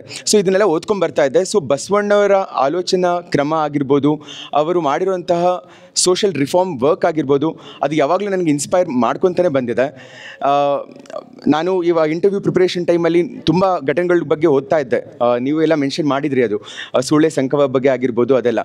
ಆ್ಯಂಡ್ ಬಸವಣ್ಣನವರು ಒಂದು ಕಡೆ ಡಿಗ್ನಿಟಿ ಆಫ್ ಲೇಬರಿಂದ ಇಟ್ಕೊಂಡು ಅನುಭವ ಮಂಟಪ ಅಂತ ಮಾದರಿ, ಅಂದರೆ ಪ್ರಜಾಪ್ರಭುತ್ವದ ಮಾದರಿಯಾಗಿರುವ ಅನುಭವ ಮಂಟಪದ ಬಗ್ಗೆ ಆಗಿರ್ಬೋದು, ಹಾಗೂ ಈಗ ನಾವು ಕಾನ್ಸ್ಟಿಟ್ಯೂಷನ್ ಅಂತ ಏನು ಕರಿತೀವೋ, ಅಂಬೇಡ್ಕರ್ ಅವರು ರಚಿಸಿರುವಂಥ ಕಾನ್ಸ್ಟಿಟ್ಯೂಷನ್ ಅಂತ ಏನು ಕರಿತೀವೋ, ಆ ಕಲ್ಚರಲ್ ಕಾನ್ಸ್ಟಿಟ್ಯೂಷನ್ನ 12ನೇ ಶತಮಾನದಲ್ಲೇ ಹೇಗೆ ಒಂದು ಸಮಾಜ ಬದುಕಬೇಕು, ಹೇಗೆ ಈಕ್ವಾಲಿಟಿ ಅಂದರೆ ಸಮಾನತೆ ಆಗಿರ್ಬೋದು, ಎಲ್ಲರನ್ನೂ ಒಳಗೊಳ್ಳುವಿಕೆ ಆಗಿರ್ಬೋದು, ಹೇಗೆ ಎಲ್ಲ ಲೇಬರ್ ಡಿಗ್ನಿಟಿ ಆಫ್ ಲೇಬರ್ ಅಂತ ಕರಿತೀವಿ. ಅಂದರೆ ಯಾವುದೇ ಕೆಲಸ ಮೇಲೂ ಕೀಳಲ್ಲ. ಒಬ್ಬ ಎಂಥ ಕೆಲಸ ಮಾಡಿದ್ರೂ ಮನಸ್ಸು ಕೊಟ್ಟು ಕೆಲಸ ಮಾಡಿದ್ರೆ ಅದು ಕಾಯಕ ಅಂತ ಹೇಳಿ, ಕಾಯಕವೇ ಕೈಲಾಸ ಅಂತ ಒಂದು ಐಡಿಯಾಸ್ನೆಲ್ಲ ಕೊಟ್ಟಿರೋಂಥ ಬಸವಣ್ಣನವರು. ಸೊ ನಮಗೂ ಬಸವಣ್ಣನವ್ರಿಗೂ ಸುಮಾರು 800-900 ವರ್ಷ ಕಾಲಮಾನದ ಗ್ಯಾಪ್ ಇರ್ಬೋದು. ಆ್ಯಂಡ್ 300 ಕಿಲೋಮೀಟ್ರ್ ದೂರದಲ್ಲಿ ನಾವು ಇರ್ಬೋದು. ಬಟ್ ಆದ್ರೂ ಈಗಲೂ ಕೂಡ ಬಸವಣ್ಣನವರ ಐಡಿಯಾಲಜೀಸ್ ಆಗಿರ್ಬೋದು, ಅವರ ಚಿಂತನೆಗಳಾಗಿರ್ಬೋದು ಈಗಲೂ ಪ್ರಸ್ತುತವಾಗಿದೆ. ಆ್ಯಂಡ್ ಈಗ ತುಂಬ ಅದರ ಅವಶ್ಯಕತೆ ಇದೆ. ಸೊ ಈಗ ನಾವು ವಿಕಸಿತ ಭಾರತದ ಕನಸನ್ನು ಕಾಣ್ತಾ ಇದ್ದಾವೆ. 2047 ಒಳಗಡೆ ನಮ್ಮ ಭಾರತ ವಿಕಸಿತ ಆಗಬೇಕು, ಡೆವಲಪ್ಡ್ ನೇಷನ್ ಆಗಬೇಕು ಅಂತ ಕನಸು ಕಾಣ್ತಾ ಇದ್ದಾವೆ.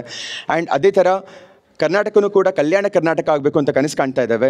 ಸೊ ಈ ಎಲ್ಲ ಕಲ್ಯಾಣ ಕ್ರಾಂತಿಗೆ ಕರ್ನಾಟಕ ಸರ್ಕಾರ ಕೂಡ ಬಸವಣ್ಣನವ್ರನ್ನ ಸಾಂಸ್ಕೃತಿಕ ರಾಯಭಾರಿಯಾಗಿ ಘೋಷಣೆ ಕೂಡ ಮಾಡಿದೆ. ಸೊ ಅವರ ಚಿಂತನೆಗಳನ್ನ ನಾವು ಬರೀ ಕೇಳಿ ಬಿಡೋದಲ್ಲದೆ ನಮ್ಮ ಜೀವನದಲ್ಲೂ ಅಳವಡಿಸಿಕೊಂಡು ನಾವೆಲ್ಲರೂ ಈ ಕರ್ನಾಟಕ ರಾಜ್ಯದ ಏಳ್ಗೆಗೆ ಮತ್ತು ಭಾರತ ದೇಶದ ಏಳ್ಗೆಗೆ ನಮ್ಮನ್ನು ನಾವು ಮುಡಿಪಾಗಿಡ್ಸ್ಕೊಳ್ಳೋಣ ಅಂತ ಹೇಳ್ತಾ ನನ್ನ 2 ಮಾತುಗಳನ್ನ ಇಲ್ಲಿಗೆ ನಿಲ್ಲಿಸ್ತಾ ಇದ್ದೇನೆ. Thank you so much. ಶರಣ ಸಚಿನ್ ಅವರಿಗೆ ಧನ್ಯವಾದಗಳು. ಈ ಕಾರ್ಯಕ್ರಮದ ಮುಖ್ಯ ಅತಿಥಿಗಳಾಗಿ ಆಗಮಿಸಿರ್ತಕ್ಕಂಥ ಅರ್ಜುನ್ ಅವರು ಕೂಡ ಈ ಒಂದು ವೇದಿಕೆಯನ್ನು ಉದ್ದೇಶಿಸಿ. ಎಲ್ಲರಿಗೂ ನಮಸ್ಕಾರ. ಮೊದಲನೇದಾಗಿ ಎಲ್ಲರಿಗೂ ಬಸವ ಜಯಂತಿಯ ಶುಭಾಶಯಗಳು. ಹಾಗೆ ಸಚಿನ್ ಗುತ್ತೂರವ್ರಿಗೆ ಅಭಿನಂದನೆ ಸಲ್ಲಿಸುತ್ತಾ ಇನ್ನು ಮುಂದೆ ಯಶಸ್ಸು ಕಾಣಲಿ ಅಂಥೇಳಿ ನನ್ನ 2 ಮಾತುಗಳು ಮುಗಿಸ್ತೇನೆ. Thank you.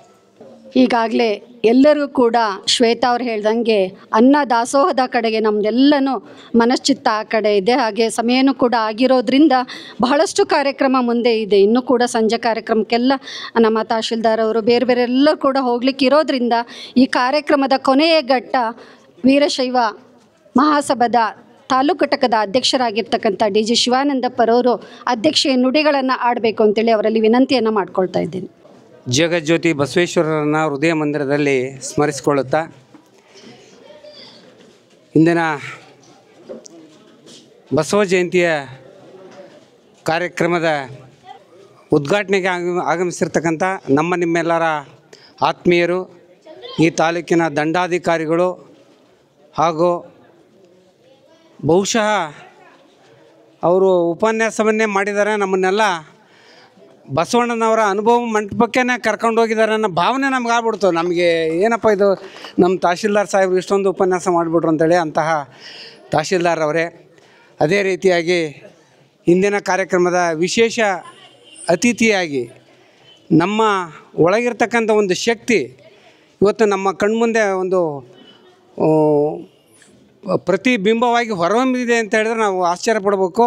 ಅಂತಹ ನಮ್ಮ ಪಕ್ಕದ ಗ್ರಾಮ, ಪಕ್ಕದ ತಾಲೂಕಿನ ಹತ್ತಿರ ಗ್ರಾಮವಾದ ಕೋಡಿಯಾಲ್ ಹೊಸಪೇಟೆಯ ಸಚಿನ್ BG ಅವರೇ. ಅವರು ನಮ್ಮ ನಮ್ಮ ರಾಜ್ಯದ ಎರಡನೇ ರ್ಯಾಂಕ್ ಆಗಿದ್ದಾರೆ IAS ಅಲ್ಲಿ. ಅದು ನಾವು ನೀವೆಲ್ಲರೂ ಹೆಮ್ಮೆ ಪಡ್ತಕ್ಕಂಥ ವಿಷಯ. ಅದರ ಜೊತೆಗೆ ಇಂದಿನ ಕಾರ್ಯಕ್ರಮಕ್ಕೆ ಆಗಮಿಸಿರ್ತಕ್ಕಂಥ ನಮ್ಮ ಶ್ವೇತಾ ಈಶ್ವರ್ ಅವರು ಉಪನ್ಯಾಸಕರಾಗಿ ಆಗಮಿಸಿದ್ದಾರೆ. ಅವರು ಸಹ ನಾವು ಭಾಳ ಒಳ್ಳೆ ಅತ್ಯುತ್ತಮವಾಗಿ ಭಾಷಣವನ್ನು ಮಾಡಿದ್ರು. ಬಟ್ ಸಮಯದ ಅಭಾವ ಇರೋದರಿಂದ ನಾವು ಅವರ ಸಂಪೂರ್ಣವಾದ ಉಪನ್ಯಾಸವನ್ನು ಕೇಳುವ ಅವಕಾಶ ನಮಗೆ ತಪ್ಪಿತು ಅಂತಂದೇಳಿ ನಾನು ಭಾವಿಸ್ಕೊಂಡಿದ್ದೇನೆ. ಅದೇ ರೀತಿಯಾಗಿ ಈ ದಿವಸದ ನಮ್ಮ ಏನು ಈ ಕಾರ್ಯಕ್ರಮಕ್ಕೆ ಮಹಿಳೆಯರನ್ನ ನಮಗೆ ಹೀಗೆ ಸಹಕಾರ ನೀಡಲಿಕ್ಕೆ ಬೇಕು, ಕಳಿಸ್ಕೊಡ್ಬೇಕ್ರಿ ಅಂತಂದೇಳಿ ನಾವು ನಮ್ಮ ನಂದಿನಿ ಮೇಡಮ್ ಅವರವರಿಗೆ ನಾವು ವಿಚಾರಿಸಿದಾಗ ಅವರು ತುಂಬ ಹೃದಯದಿಂದ ಅವರ ಏನು ಅಂಗನವಾಡಿ ಮಹಿಳಾ ಕಾರ್ಯಕರ್ತರನ್ನು ಸಹ ಈ ಕಾರ್ಯಕ್ರಮಕ್ಕೆ ಕಳಿಸ್ಕೊಟ್ಟಿದ್ದಾರೆ. ಅವ್ರಿಗೂ ಸಹ ತುಂಬ ಧನ್ಯವಾದಗಳನ್ನ ಹೇಳ್ತಾ, ಅದೇ ರೀತಿಯಾಗಿ ವಿಶೇಷ ಅತಿಥಿಯಾಗಿ ಆಗಮಿಸಿರ್ತಕ್ಕಂಥ ಅರ್ಜುನ್ರವರು ಆಗಮಿಸಿದ್ದಾರೆ. ಹಾಗೆ ವೇದಿಕೆ ಮೇಲೆ ಇಂದಿನ ಏನು ಈಗ ಜ್ಞಾನದಾಸೋಹ ಮುಗ್ದೈತಿ, ಅನ್ನದಾಸೋಹದ ಕಡೆಗೆ ನಿಮ್ಮೆಲ್ಲರ ಚಿತ್ತ ಇದೆ ಅಂತ ಹೇಳಿದ್ರೆ ಅದಕ್ಕೆ ಕಾರಣೀಭೂತರಾಗಿರ್ತಕ್ಕಂಥವರು ನಮ್ಮ ಶೇರಾಪುರದ ಮಂಜಣ್ಣವರು. ನಾವು ಎಷ್ಟೋ ಶೇರಾಪುರದ ರಾಜಣ್ಣವ್ರನ್ನ ನಾವು ಎಷ್ಟು ಅಭಿನಂದಿಸಬೇಕಪ್ಪ ಅಂತ ಹೇಳಿದ್ರು ಕೂಡ ಸಾಲದು. ಕಾರಣ ಯಾಕಪ್ಪ ಅಂತ ಹೇಳಿದರೆ, ನಾವು ಇವತ್ತೆಲ್ಲ ಪೂರ್ವಭಾವಿ ಸಭೆಯಲ್ಲಿ ಚರ್ಚೆ ಮಾಡ್ತಾ ಇದ್ವಿ, ನೀವೇನು ಮಾಡಬೇಕು, ನೀವೊಂದು ಜವಾಬ್ದಾರಿ ತೊಗೊಳ್ರಿ ಅಂತ ಹೇಳಿ. ಆದರೆ ಅವ್ರಿಗೆ ನೀವು ಯಾರು ಜವಾಬ್ದಾರಿ ತೊಗೊಳ್ರಿ, ನನ್ನೊಬ್ಬನ ಕಡೆ ಬಿಡ್ರಿ, ನಾನು ಮಾಡ್ತೇನೆ ಅಂತಂದು ಹೇಳ್ರಿ ನಮ್ಮ ರಾಜಣ್ಣವ್ರು ಹೇಳಿದ್ದು. ಈ ಕಾರ್ಯಕ್ರಮ ಯಶಸ್ವಿಯಾಗಿ ಇಷ್ಟೊಂದು ಸಂಪೂರ್ಣವಾಗಿ ಬಹಳಷ್ಟು ವಿಜೃಂಭಣೆಯಿಂದ ಆಗಲಿಕ್ಕೆ ಅವರು ಸಹ ಕಾರಣೀಭೂತರು ಅಂತಂದು ಹೇಳ್ತಾ, ಈ ಸಂದರ್ಭದಲ್ಲಿ ಮತ್ತು ಅದೇ ರೀತಿಯಾಗಿ ನಮ್ಮ ಕತ್ತಿಗೆ ಪರಮೇಶ್ವರಪ್ಪನವರು ಬಂದು ಪ್ರಾರ್ಥನಾ ಗೀರ್ತಿಯನ್ನು ಹಾಡಿದ್ದಾರೆ. ಆ ವೇದಿಕೆ ಮೇಲೆ ಇಲ್ಲ, ನಮ್ಮ ಸಾಹೇಬ್ರಿಗೆ ಮೊದಲೇ ಹೇಳಿದೆ ಅವ್ರದ್ದು ನಮ್ಮನ್ನೆಲ್ಲ ಅನುಭವ ಮಂಟಪಕ್ಕೆ ಕರ್ಕೊಂಡು ಹೋದ ಅನುಭವ ನಮಗೆ ಆಗ್ಬಿಡ್ತು ಅವ್ರ ಉಪನ್ಯಾಸ ಕೇಳಿ. ಅಷ್ಟು ಭಾಳ ಸೊಗಸಾಗಿ ಹೇಳಿದರು. ಬಟ್ ನಮಗೆ ಸಮಯದ ಅಭಾವ ಇತ್ತು. ಅದೇ ರೀತಿಯಾಗಿ ಎಲ್ಲರೂ ಸಹ ನೀವು ಎಲ್ಲರೂ ಅಂದ್ಕೊಂಡಂಗೆ ಈಗ ನಮ್ಮೆಲ್ಲರ ಚಿತ್ತ ಅನ್ನದಾಸೋಹದ ಕಡೆಗಿದೆ. ಆ ದೃಷ್ಟಿಯಿಂದ ಈ ದಿವಸ ಏನು ಈ ಕಾರ್ಯಕ್ರಮಕ್ಕೆ ಏನು ಎಲ್ಲ ನಮ್ಮ ಬಸವಣ್ಣನವರ ಅನುಯಾಯಿಗಳು, ನಮ್ಮ ಬಸವಣ್ಣನವರ ಅಭಿಮಾನಿಗಳು, ಅದೇ ರೀತಿಯಾಗಿ ನಮ್ಮ ತಾಲೂಕಿನ ವೀರಶೈವ ಸಮಾಜದ ಎಲ್ಲ ಪ್ರತಿಭಾನ್ವಿತರು ಕೂಡ ಸಹ ಆಗಮಿಸಿ ಈ ಕಾರ್ಯಕ್ರಮವನ್ನು ಯಶಸ್ವಿ ಮಾಡಿಕೊಟ್ಟಿದ್ದೀರ. ಅದೇ ರೀತಿಯಾಗಿ ನಮ್ಮ ಈ ಕುಂಬಳೇಶ್ವರ ಸ್ವಾಮಿ ದೇವಸ್ಥಾನದ ಸಮಿತಿಯ ಅಧ್ಯಕ್ಷರಿಗೂ, ಬಸವೇಶ್ವರ ಸ್ವಾಮಿ ಸಮಿತಿಯ ಅಧ್ಯಕ್ಷರಾಗಿರ್ತಕ್ಕಂಥ TJ ಮುರುಗೇಶಣ್ಣನವರಿಗೂ, ಅದೇ ರೀತಿಯಾಗಿ ನಮ್ಮ ಇಂದಿನ ಈ ಕಾರ್ಯಕ್ರಮಕ್ಕೆ ಯಶಸ್ವಿಗೆ ಕಾರಣರಾದ ಎಲ್ರಿಗೂ ನಾನು ಅಭಿನಂದಿಸಿ ನನ್ನ 4 ಮಾತುಗಳನ್ನು ಮುಗಿಸ್ತೇನೆ. ಜೈ ಹಿಂದ್, ಜೈ ಕರ್ನಾಟಕ, ಜೈ ಬಸವೇಶ. ಓಂ ಶ್ರೀ ಬಸವಲಿಂಗಾಯ ನಮಃ. ಅಖಿಲ ಭಾರತ ವೀರಶೈವ ಲಿಂಗಾಯತ ಮಹಾಸಭಾದ ಶ್ರೀ ಬಸವೇಶ್ವರ ಜಯಂತ್ಯುತ್ಸವ ಕಾರ್ಯಕ್ರಮದ ವೇದಿಕೆ ಮೇಲೆ ಆಸೀನರಾಗಿರ್ತಕ್ಕಂತಹ ಶ್ರೀಯುತ ಹರಿಹರದ ದಂಡಾಧಿಕಾರಿಗಳು ಆಗಿರ್ತಕ್ಕಂಥ ಗುರು ಬಸವರಾಜ್ ಅವರಿಗೆ ವೇದಿಕೆಯ ಪರವಾಗಿ ಎಲ್ಲ ಶರಣೆಯರ ಪರವಾಗಿ ಅನಂತ ಹೃತ್ಪೂರ್ವಕವಾದಂಥ ವಂದನೆಗಳು. ಹಾಗೆ UPSC ಪರೀಕ್ಷೆಯಲ್ಲಿ ರಾಷ್ಟ್ರಕ್ಕೆ 41ನೇ ರ್ಯಾಂಕ್ ಮತ್ತು ರಾಜ್ಯಕ್ಕೆ 2ನೇ ರ್ಯಾಂಕ್ ಪಡೆದು ಇಡೀ ಸಮಾಜದ ಮುಕುಟಮಣಿ ಆಗಿರ್ತಕ್ಕಂಥ ಇಂದಿನ ಸಚಿನ್ ಗುತ್ತೂರ್ ಅವ್ರಿಗೂ ಕೂಡ ಅನಂತ ಧನ್ಯವಾದಗಳು. ಹಾಗೆಯೇ ಆತ್ಮೀಯ ಸಹೋದರಿ ಶರಣೆ ಶ್ವೇತಕ್ಕನವ್ರಿಗೂ ಕೂಡ ಉಪನ್ಯಾಸದ ಮೂಲಕ ಎಲ್ರಿಗೂ ಕೂಡ ಬಸವೇಶ್ವರರ ವಿಚಾರಧಾರೆಯನ್ನು ತಿಳಿಸಿಕೊಟ್ಟಿರ್ತಕ್ಕಂಥ ಅವ್ರಿಗೂ ಕೂಡ ಅನಂತ ಕೃತಜ್ಞತೆಗಳು. ಹಾಗೆಯೇ ಧರ್ಮಸ್ಥಳ ಸಂಘದ ಅಧಿಕಾರಿಗಳಾಗಿರ್ತಕ್ಕಂಥ ನಂದಿನಿ ಮೇಡಮ್ ಅವ್ರಿಗೂ ಕೂಡ ವೇದಿಕೆ ಮುಖಾಂತರ ವಂದನೆಗಳು. ಹಾಗೆಯೇ ಆತ್ಮೀಯ ಸಹೋದರ ಆಗಿರ್ತಕ್ಕಂಥ ಅರ್ಜುನ್ ಅವ್ರಿಗೂ ಕೂಡ ಅನಂತ ವಂದನೆಗಳು. ಹಾಗೆಯೇ ಅಖಿಲ ಭಾರತ ವೀರಶೈವ ಲಿಂಗಾಯತ ಮಹಾಸಭಾದ ತಾಲೂಕು ಅಧ್ಯಕ್ಷರಾಗಿರ್ತಕ್ಕಂಥ DG ಶಿವಾನಂದಪ್ಪನವ್ರಿಗೂ ಕೂಡ ಅನಂತ ವಂದನೆಗಳನ್ನ ಅರ್ಪಣೆ ಮಾಡ್ತೇನೆ. ಹಾಗೂ ಸ್ಥಳಾವಕಾಶ ಕೊಟ್ಟಿರ್ತಕ್ಕಂಥ ಮತ್ತು ಅನೇಕ ಕಾರ್ಯಚಟುವಟಿಕೆಗಳಲ್ಲಿ ಭಾಗವಹಿಸಿ ಇಡೀ ಕಾರ್ಯಕ್ರಮವನ್ನು ಅದ್ಧೂರಿಯಾಗಿ ಆಗಲಿಕ್ಕೆ ಕಾರಣೀಭೂತರಾಗಿರ್ತಕ್ಕಂಥ ಕುಂಬಳೇಶ್ವರ ದೇವಸ್ಥಾನದ ಸಮಿತಿಯ ಅಧ್ಯಕ್ಷರು, ಕಾರ್ಯದರ್ಶಿಗಳು ಹಾಗೂ ಸಮಿತಿಯ ಎಲ್ಲ ಸದಸ್ಯರಿಗೂ ಕೂಡ ಅನಂತ ಧನ್ಯವಾದಗಳನ್ನ ಅರ್ಪಣೆ ಮಾಡ್ತಾ ಇದ್ದೇನೆ. ಹಾಗೆಯೇ ಅಖಿಲ ಭಾರತ ವೀರಶೈವ ಲಿಂಗಾಯತ ಮಹಾಸಭಾದ ಹಾಗೆಯೇ ಅನ್ನದಾಸೋಹದ ದಾನಿಗಳಾಗಿರ್ತಕ್ಕಂಥ ಶೇರಾಪುರ ರಾಜಣ್ಣನವ್ರಿಗೂ ಕೂಡ ಅನಂತ ವಂದನೆಗಳನ್ನ ಅರ್ಪಣೆಯನ್ನು ಮಾಡ್ತೇನೆ.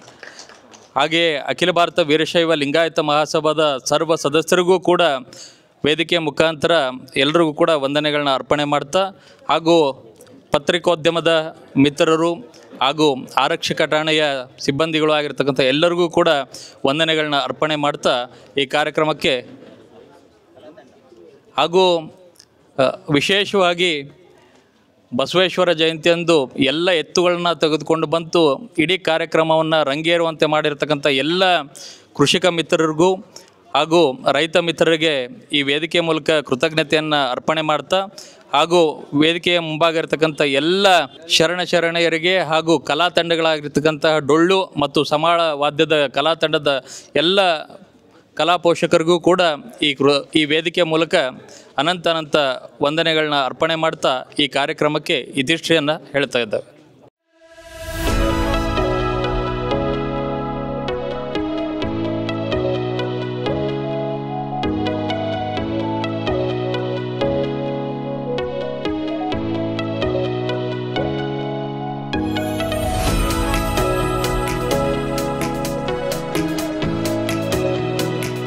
ನಕ್ಷತ್ರ ಟಿವಿ ಲೋಕಲ್ ನ್ಯೂಸ್, ಇದು ನಿಮ್ಮದೇ ಧ್ವನಿ.